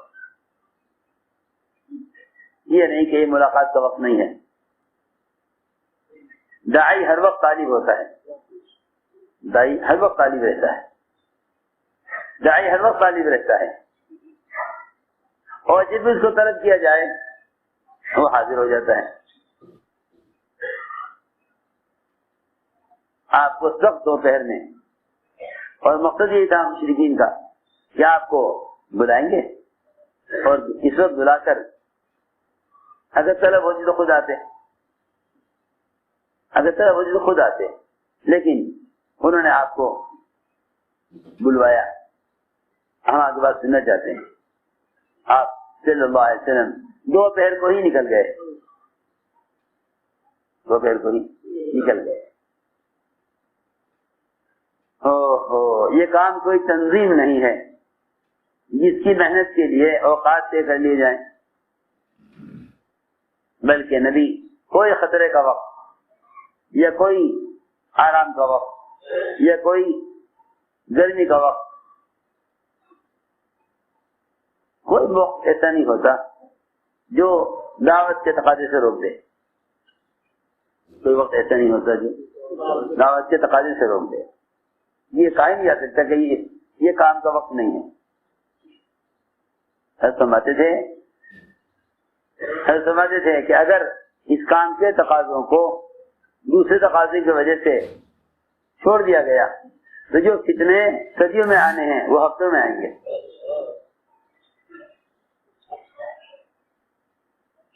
جو فتنے صدی میں آنے ہیں ہفتوں میں آئیں گے۔ حضور اکرم صلی اللہ علیہ وسلم ان کے طلب کرنے پر تشریف لے گئے اور فرماتے ہیں، روایت میں ہے کہ آپ سایہ تلاش کرتے چلتے تھے، اکثر آپ دھوپ میں چلے، کہیں سایہ آتے تو سائے میں چلتے، وہاں پہنچے تو انہوں نے آپ کی بات کو سختی سے رد کیا، آپ کی بات کا سختی سے انکار کیا، بڑے سخت جواب دیے، بڑے سخت جواب دیے۔ آپ صلی اللہ علیہ وسلم وہاں سے واپس ہوئے تو آپ کو اتنا غم تھا کہ روایت میں ہے کرنے سعالی پہنچنے تک آپ کو ہوش نہیں تھا، غم کی وجہ سے۔ وہاں پہنچے تو آپ غم کی وجہ سے بے ہوش تھے، ہوش نہیں تھا۔ اچانک آپ نے آواز سنی، اس آواز سے متوجہ ہوئے، یہی کی آواز ہے، تو جبرائیل آسمان سے اترے اور یہ کہا کہ آپ کی بات بھی اللہ نے سن لی اور آپ کی قوم کا جواب بھی سن لیا، اور مجھے اس لیے بھیجا ہے کہ یہ میرے ساتھ پہاڑوں کا فرشتہ ہے، جنہوں نے آپ کی بات کا انکار کیا ہے، اللہ نے اس لیے بھیجا ہے کہ یہ دونوں پہاڑ جبل احمد، ابو قبیس، ان دونوں پہاڑوں کو آپس میں ملا کر ان سب کو کچل کر ختم کر دیا جائے۔ اللہ نے مجھے یہ کہہ کر بھیجا ہے۔ فرمایا کہ نہیں، میں یہ نہیں چاہتا۔ جبریل نے کہا ان میں کوئی ماننے والا نہیں ہے۔ فرمایا کہ پھر بھی نہیں چاہتا کہ ان کی ہلاکت ہو، کیونکہ ان کی پیٹھ پہ جو اولادیں چھپی ہوئی ہیں وہ ہلاک ہو جائیں گی۔ میں تو ان کی اولاد کے پیدا ہونے کا انتظار کروں گا، پھر ان کو دعوت دوں گا، پھر اسلام میں داخل ہوں گے۔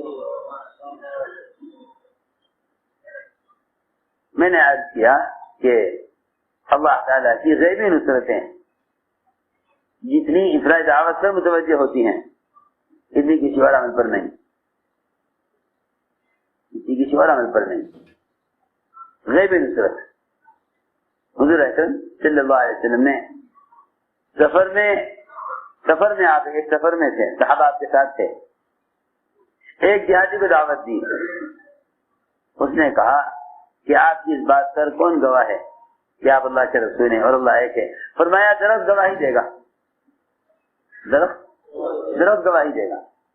روایت میں ہے درخت وہاں سے آیا زمین پھاڑتا ہوا، آپ کے سامنے آ کر کھڑا ہوا اور آپ کے سامنے اس نے 3 مرتبہ گواہی دی کہ بے شک آپ جیسا فرما رہے ہیں صحیح ہے۔ دیہاتی نے اسلام قبول کیا،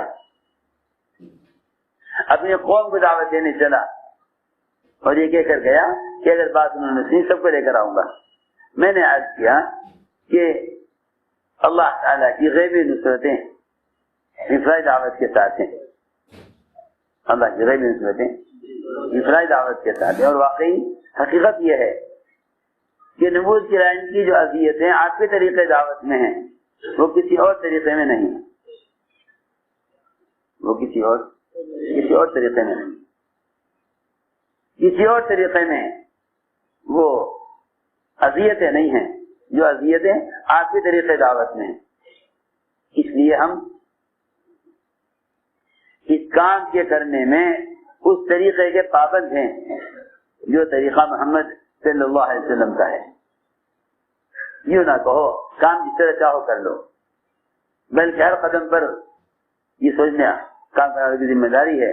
ہر قدم پر یہ خیال کریں کہ اس کام کے کرنے کا سنت طریقہ کیا ہے. اس کام کے کرنے کا سنت طریقہ کیا ہے. اس کام کے کرنے کا سنت طریقہ کیا ہے. جس طرح عبادات کی لائن کی سنتیں اور اس کا طریقہ ہے, ضرورت کی لائن کی سنت اور اس کا طریقہ ہے, اس طرح دعوت اللہ بھی ایک حضور اکرم صلی اللہ علیہ وسلم کی ایک بنیادی سنت ہے. بنیادی سنت ہے کہ دعوت اللہ نے بھی ہمیں دعوت میں بھی ہمیں سنت پر آنا چاہیے, جس میں سب سے اہم چیز عمومیت ہے. اہم چیز عمومیت ہے. دیکھو آج کی دعوت میں سب سے اہم چیز عمومیت ہے. عمومیت کا مطلب یہ ہے کہ آپ صلی اللہ علیہ وسلم نے امت کو طبقات پر تقسیم نہیں کیا. امت کو طبقات پر تقسیم نہیں کیا. آپ نے امت بنائی. آپ نے امت بنائی. میں نے شروع میں عرض کر دیا تھا کہ جیسے کہ 4 رگیں نہیں کٹیں گی, قومیت, رنگ, زبان. قومیت, رنگ اور زبان. قومیت, رنگ اور زبان اور علاقائیت. یہ ہمارا علاقہ ہے, یہ آپ کا علاقہ ہے. علاقوں کو تقسیم کرنا کفر کا مزاج ہے. علاقہ تقسیم کرنا کفر کا مزاج ہے. علاقے تقسیم کرنا کفر کا مزاج ہے کہ بھائی دیکھو یہ علاقہ تمہارا ہے, یہ علاقہ ہمارا ہے. تم علاقے میں آنا, ان کا علاقے میں نہیں آئیں گے. اپنے اپنے علاقوں میں کام کرو. حلقوں کی تقسیم کام کی سہولت کے لیے تھی, امت کی اس کی تفریق کے لیے نہیں تھی. حلقوں کی تقسیم کام کی سہولت کے لیے, جیسے خندق کی تقسیم صحابہ پر خندق کی کھدائی کو آسان کرنے کے لیے. خندق کی تقسیم کام کو آسان کرنے, کام کو آسان کرنے کے لیے. ورنہ علاقوں کی تقسیم کفر کا مزاج ہے. عامر بن طفیل مشرک نے یہ کہا تھا حضور اکرم صلی اللہ علیہ وسلم سے. عامر بن طفیل مشرک نے یہ کہا تھا حضور اکرم صلی اللہ علیہ وسلم سے کہ میری 3 باتوں میں سے ایک بات مان لو. 3 باتوں میں سے میری ایک بات مان لو. پہلی بات تو یہ ہے اگر یہ مان لو تو سب سے بہتر ہے کہ مجھے اپنے بعد نبی بناؤ, اپنا خلیفہ طے کر دو. ابھی سے اعلان کر دیں, آپ اعلان کر دیں کہ آپ کے بعد خلیفہ میں ہوں گا. سنو, یہ پہلا مطالبہ, یہ پہلا مطالبہ ہے کہ اپنے بعد مجھے خلیفہ بنائیے. نہیں بناتے تو, اور اگر یہ بات آپ کو منظور نہیں ہے, آپ انکار کر دیا, آپ کو کہا کہ نہیں نبی تو جس کو چاہتے ہیں اللہ بناتے ہیں, یہ تو میرا کام نہیں ہے کہ میں جھگڑا ختم کرنے کے لیے آپ کو اپنا خلیفہ بنا دوں. اللہ کا کام ہے, اللہ جس سے لے. کوئی جگہ یہ نہیں مانتے, اگر یہ نہیں مانتے تو پھر علاقے تقسیم کر لیجیے. علاقے تقسیم کر لیجیے. دیہات کا علاقہ آپ لے لیجیے اور شہر کا علاقہ میرا ہو جائے. آپ اپنا کام کریں, ہم اپنا کام کریں. سوچیے تو صحیح, کون کر رہا مطالبہ؟ مشرک عامر بن طفیل. اور اگر آپ اس کو بھی نہیں مانتے, آپ اس کو بھی نہیں مانتے, علاقے تقسیم نہیں کرتے, اگر علاقے تقسیم نہیں کرتے تو پھر تیسری بات یہ ہے کہ میں ہزاروں گھڑ سواروں کو لے کر آپ کا مقابلہ کروں گا. یہ تیسری بات, آپ ان تینوں کا انکار کر دیں. تینوں کا انکار. میں نے کہا ایک بات کہ یہ علاقوں کی تقسیم یہ کفر کا مزاج ہے. علاقوں کی تقسیم کفر کا مزاج ہے. اس لیے فرمایا کہ اس کام کو کرو قومیت کی نسبت سے، زبان کی نسبت سے، رنگ کی نسبت سے نکل کر امتی بن کر. کیا بن کر؟ امتی بن کر. امتی بن کر کام کرو، امتی بن کر کام کرو. اس لیے کہ علاقے تقسیم کرنا، علاقے تقسیم کر لینا، یہ علاقے تقسیم کر لینا یہ کتوں کا مزاج ہے. آپ دیکھیں گے محلے اور گاؤں، اس پر کتوں میں وہ ایسے تقسیم ہوتے ہیں.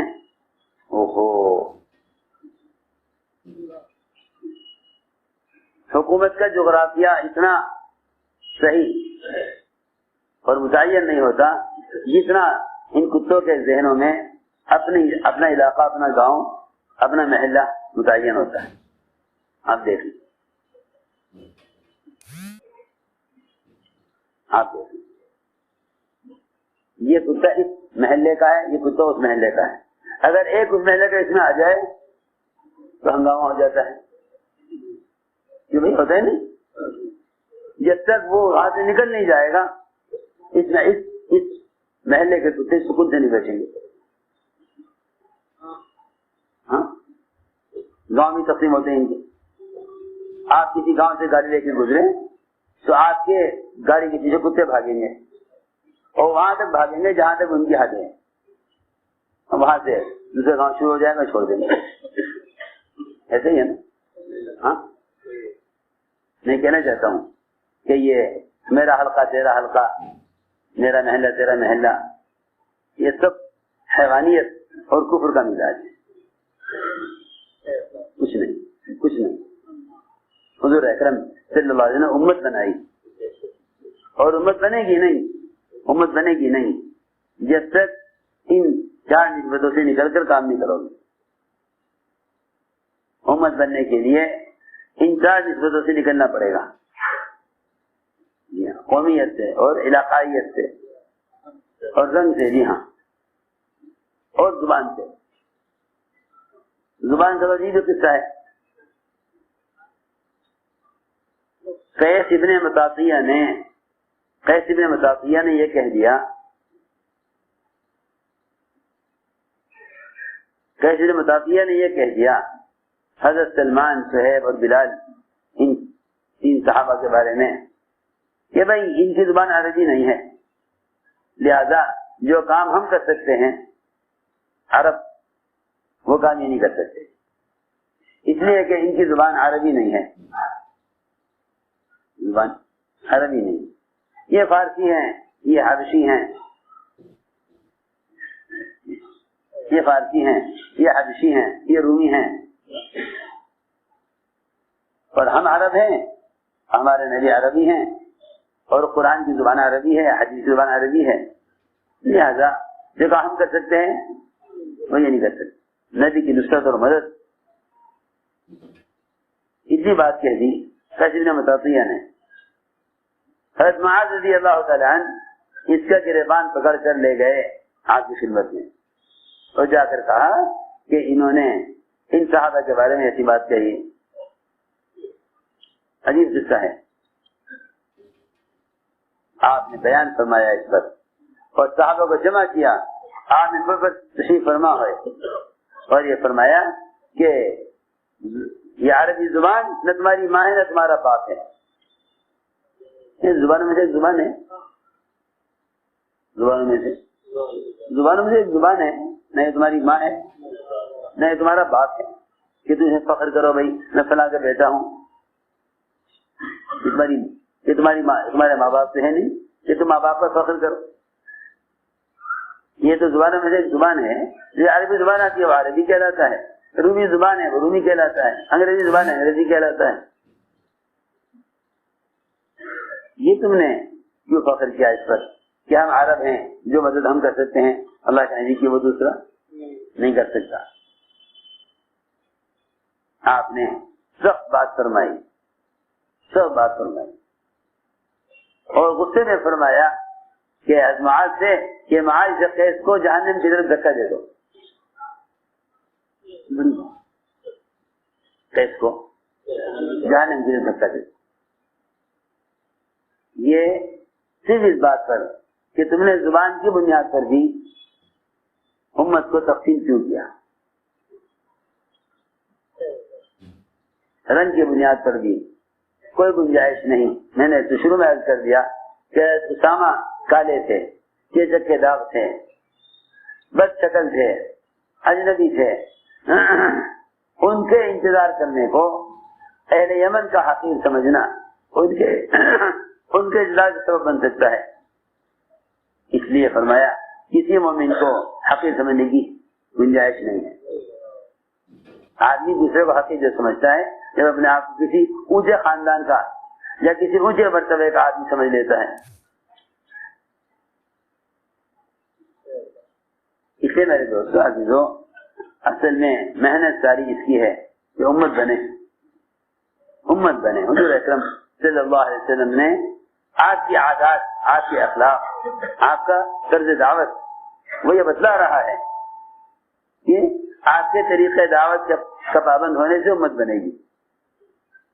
آپ کے طریقے دعوت کا پابند ہونے سے امت بنے گی. ورنہ رؤسائے مشرکین کے لیے الگ نشست کا انتظام, رؤسائے مشرکین کے لیے الگ مجلس کا انتظام تاکہ یہ بات سنیں, یہ بھی اللہ تعالیٰ کو پسند نہ آیا کہ آپ نے یہ کیا کیا, کہ آپ نے اپنے صحابہ ان کو الگ کر دیا. دیکھو تربیت اختلاط میں ہے, تربیت اختلاط میں ہے, تربیت اختلاط میں ہے. جتنا آپس میں ملنا ہوگا اتنی صفات منتقل ہوں گی. اسی لیے حضور اکرم صلی اللہ علیہ وسلم آیا تھا, اے اکرم اللہ کے راستے میں نکلو اپنی قوم کے علاوہ کے ساتھ, تمہارے اخلاق اچھے ہو جائیں گے, تمہارے اخلاق اچھے ہو جائیں گے. اپنی قوم کے علاوہ کے ساتھ نکلو اللہ کے راستے میں, تمہارے اخلاق اچھے ہو جائیں گے, تم قوم کا عزت ہو جاؤ گے.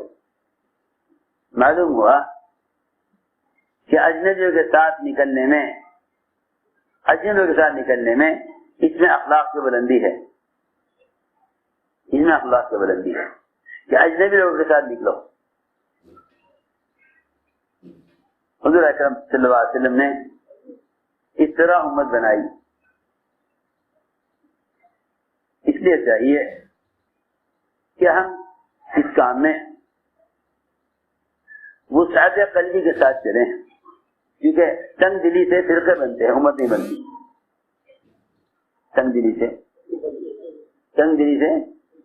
فرقے بنتے ہیں, امت نہیں بنتی. تنگ دلی سے فرقے بنتے ہیں, امت نہیں بنتی. تنگ دلی فرقے بنتے ہیں, امت نہیں بنتی. اس کام کے کرنے کے لیے سب سے پہلے وسعت قلبی چاہیے, سب سے پہلے وسعت قلبی چاہیے کہ تم اپنے تو اپنے ہوتے ہی ہیں, غیروں کو بھی اپنا سمجھو, غیروں کو اپنا سمجھ کر چلو. تم غیروں کو اپنا سمجھ کر چلو تب تو غیروں کے راستے پر آنے کی امید کی جا سکتی ہے. حضور اکرم صلی اللہ علیہ وسلم کا یہ سب سے بڑی قربانی یہ ہے کہ آپ صلی اللہ علیہ وسلم نے کسی سے انتقام کا جذبہ نہیں رکھا. جب ستانے والے اس کا انتظار کرتے تھے کہ دیکھو یہ جوابی کارروائی کیا کرتے ہیں, اور جوابی کارروائی کوئی ہے نہیں, جوابی کارروائی کوئی ہے نہیں, تو یاد رکھو کہ دشمن کے لیے اس کے علاوہ کوئی راستہ نہیں. سید وہ ہدایت پر آ جائے گا یا راستے سے ہٹ جائے گا, کوئی دوسرا راستہ نہیں, باقی نہیں رہے گا اپنی بات پر. ہمیشہ یاد رکھنا داعی کا صبر کرنا رکاوٹوں کو یا تو ہٹا دے گا یا رکاوٹوں کو معاون بنا دے گا. داعی کا صبر کرنا رکاوٹوں کو ہٹا دے گا یا معاون اور مددگار بنا دے گا. حضور اکرم صلی اللہ علیہ وسلم کی سیرت میں یہی ملے گا. یہ دو قسم کے تھے ستانے والے. آپ کو ستانے والے دو قسم کے تھے. ایک قسم تو معاون ہو گئی, ایک قسم ہلاک ہو گئی. ایک قسم ہلاک ہو گئی, ایک قسم معاون ہو گئی. ایک قسم معاون ہو گئی, ایک قسم ہلاک ہو گئی. دونوں قسم آپ کو ستانے والے, دونوں ستانے والے با ہدایت پر آ گئے اور آپ کا مددگار بن گئے, اور بعض راستے سے ہٹ گئے. لیکن یہ جب ہو سکتا ہے, یہ جب ہو سکتا ہے جب ستانے والوں سے انتقام کا جذبہ نہ ہو. ستانے والوں سے انتقام کا جذبہ. حضور اکرم صلی اللہ علیہ وسلم کو معلوم تھا کہ اس عورت نے زہر ملایا ہے, اس کا نام پتہ سب معلوم ہو گیا. صحابہ نے کیا تو پکڑے, فرمایا چھوڑ بھی دو. جب اللہ نے مجھے بتلا دیا اور اس میں کھانے میں زہر ملایا گیا تھا, اللہ نے مجھے بتلا دیا اور بچا دیا, تو پھر اس سے انتقام لینے کی کیا ضرورت ہے؟ اس سے انتقام لینے کی کیا ضرورت ہے؟ یہ تھا انتقام. جب آپ بچ گئے نقصان سے تو اس سے کیا ہے انتقام؟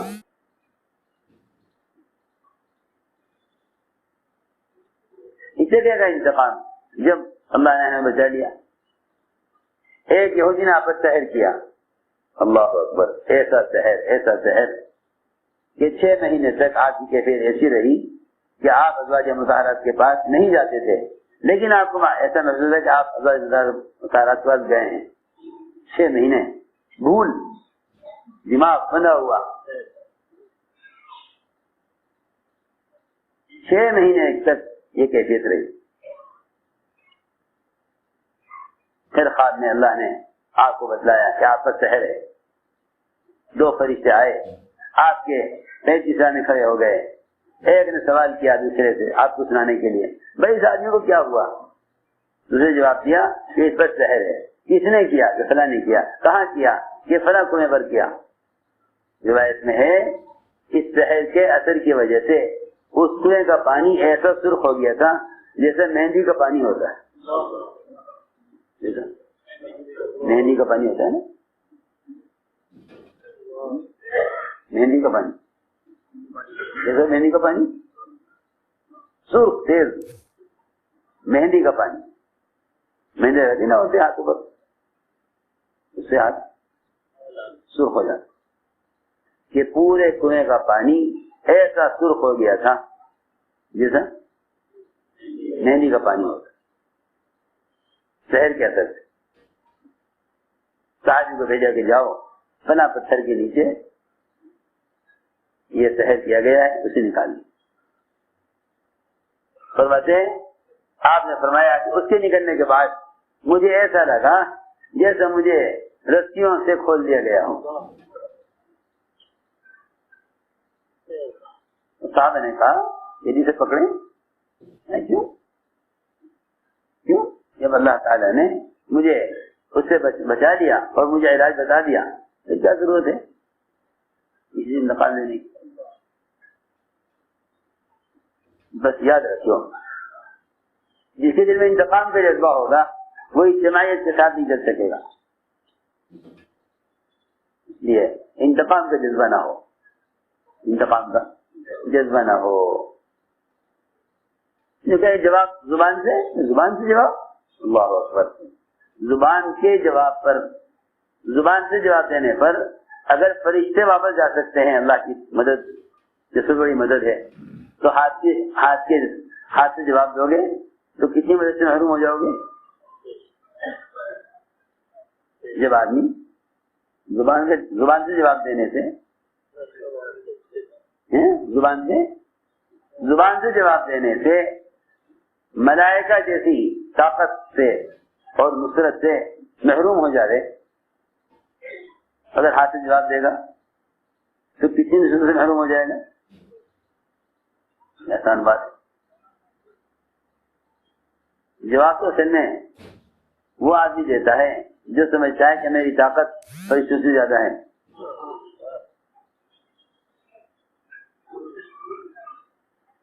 ایک بات کا جواب دے دیا ابوبکر رضی اللہ عنہ نے.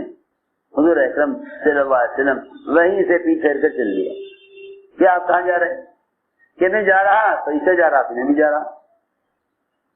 اس نے یہ کہا یہ کہا یہ کہا.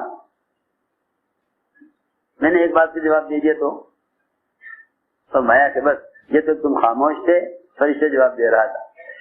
جہاں تم بولے وہاں اللہ کی مدد ہٹ گئی. یقینی بات ہے یہ یقینی بات ہے کہ یا تو جواب دینے فرشتوں کو جواب دینے دو یا تم جواب دے کے دیکھ لو. فرشتے کو جواب دینے دو. میری بات یاد رکھو فرشتوں کے جواب کا جواب نہ تم سنو گے نہ تمہارا دشمن سنے گا, لیکن فرشتوں کے جوابات سے دشمنوں کے دلوں میں رعب پیدا ہوگا. فرشتے کے جواب سے دشمن کے دل میں رعب پیدا ہوگا. فرشتے کے جواب سے دشمنوں کے دل میں رعب پیدا ہوگا. جب کسی طرح قلعہ فتح نہ ہوا اور صحابہ کوشش میں لگے رہے, اچانک دیکھتے ہیں کہ سارے کفار مشرکین سب کے سب قلعہ چھوڑ کر بھاگ رہے. سب بھاگ رہے, سارا سامان چھوڑ کر سب بھاگ رہے. سمجھ میں نہیں آیا کیوں بھاگ رہے, سمجھ میں نہیں آیا کیوں بھاگ رہے. ایک بڑے میاں سے کوئی ان سے بھاگا نہیں جا رہا تھا. ایک صحابی نے ان کو پکڑا, ان سے پوچھا بھائی تم سب کیوں بھاگ رہے, کیوں بھاگ رہے, کیا بات ہوگی. انہوں نے کہا کہ بھائی بات یہ ہے کہ تمہارے یہاں سے ایک آدمی نے ایک بات کہہ دی ہے کہ ہم ادھر کی کے پھل کو تمہارے یہاں کے جنگل کے شہد سے ملا کر کھائیں گے, کیونکہ علاقہ ادھر کا بھی ہمارا ہے ادھر کا بھی ہمارا ہے. مشرکین نے یہ کہا تھا کہ تم علاقہ تقسیم کر لو, دریا جزیرہ کا ادھر کا کنارہ تمہارا ادھر کی زمین تمہاری, ادھر کا کنارہ ہمارا ادھر کی زمین ہماری, کوئی جھگڑا نہیں. تو ایک صحابی کی زبان سے یہ بات نکلی کہ نہیں علاقہ ادھر کا بھی ہمارا ادھر کا بھی ہمارا, اور یہ کہا کہ ہم تو اپنے یہاں کے پھل کو تمہارے یہاں کے شہد کے ساتھ ملا کر کھائیں گے. تمہارے جنگل کا شہد ہوگا اور ہمارے باغ کا پھل ہوگا. اتنی سی بات کہیے نا. یہ بتایا مشرک نے کہ تم میں سے ایک آدمی نے یہ بات کہی ہے, اور اس بات کا سارے کفار پر یہ اثر ہوا کہ سب کے سب میدان علاقہ چھوڑ کر بھاگ گئے, پورا علاقہ خالی کر دیا. تو صحابہ جمع ہو گئے ان صحابی کے پاس, کہنے کا بھائی تم نے کیا کہہ دیا, ہم تو اتنی کوشش سے بھی فتح نہیں پا سکے, اتنی کوشش سے بھی ہم دشمن پر فتح نہیں پا سکے, تم نے کیا کہہ دیا کہ سارے بھاگ گئے. کہنے لگے کہ میں نے تو کوئی بات ہی نہیں کی, کہ تم نے یہ الفاظ نہیں کہے, کہ نہیں میں تو نہیں کہا, ان کو بھی سن رہا تمہارے سے. اور مشرک کہہ رہا اسی نے کہا ہے, مشرک کہہ رہا اسی نے کہا کہ ہم تو اپنے یہاں کے باغ کے پھل کو تمہارے یہاں کے جنگل کے شہد سے ملا کے کھائیں گے, علاقہ ادھر کا بھی ہمارا ادھر کا بھی ہمارا. اور وہ صحابی کہ نہیں میری بات ہی نہیں. یہ الفاظ تو پہلی مرتبہ سن رہا. روایت میں ہے کہ فرشتے نے جواب دیا تھا ان کی طرف سے.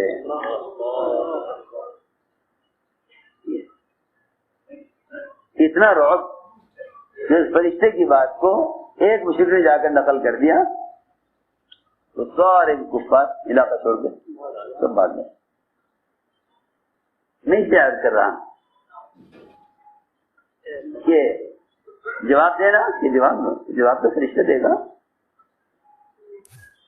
اللہ تعالیٰ صرف حق بات کہنے والوں کی مدافعت ملائکہ سے کراتے ہیں. حق بات کہنے والوں کی مدافعت ملائکہ سے کراتے ہیں، مگر شرط یہ ہے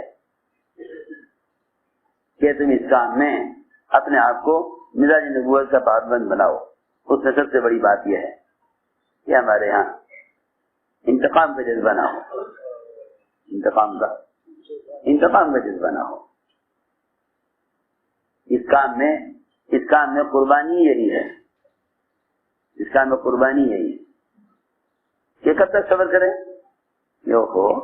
صبر کی کوئی مدت ہے؟ صبر کی کوئی مدت ہے؟ یوں کہیں کہ صبر کی کوئی مدت نہیں ہے، صبر کی کوئی مدت نہیں ہے، کیونکہ صبر جو ہے وہ جنت تک ہے، صبر جنت تک ہے، صبر جنت تک ہے۔ حضور اکرم صلی اللہ علیہ وسلم نے اپنے صحابہ کو اس وقت تک صبر کی تلقین کی جب تک آپ سے ملاقات ہو، جب تک آپ سے ملاقات، اور ملاقات قیامت میں ہوگی۔ فرمایا کہ اے بزرگ تم صبر کرتے رہنا یہاں تک کہ آ کے ہم سے مل لینا۔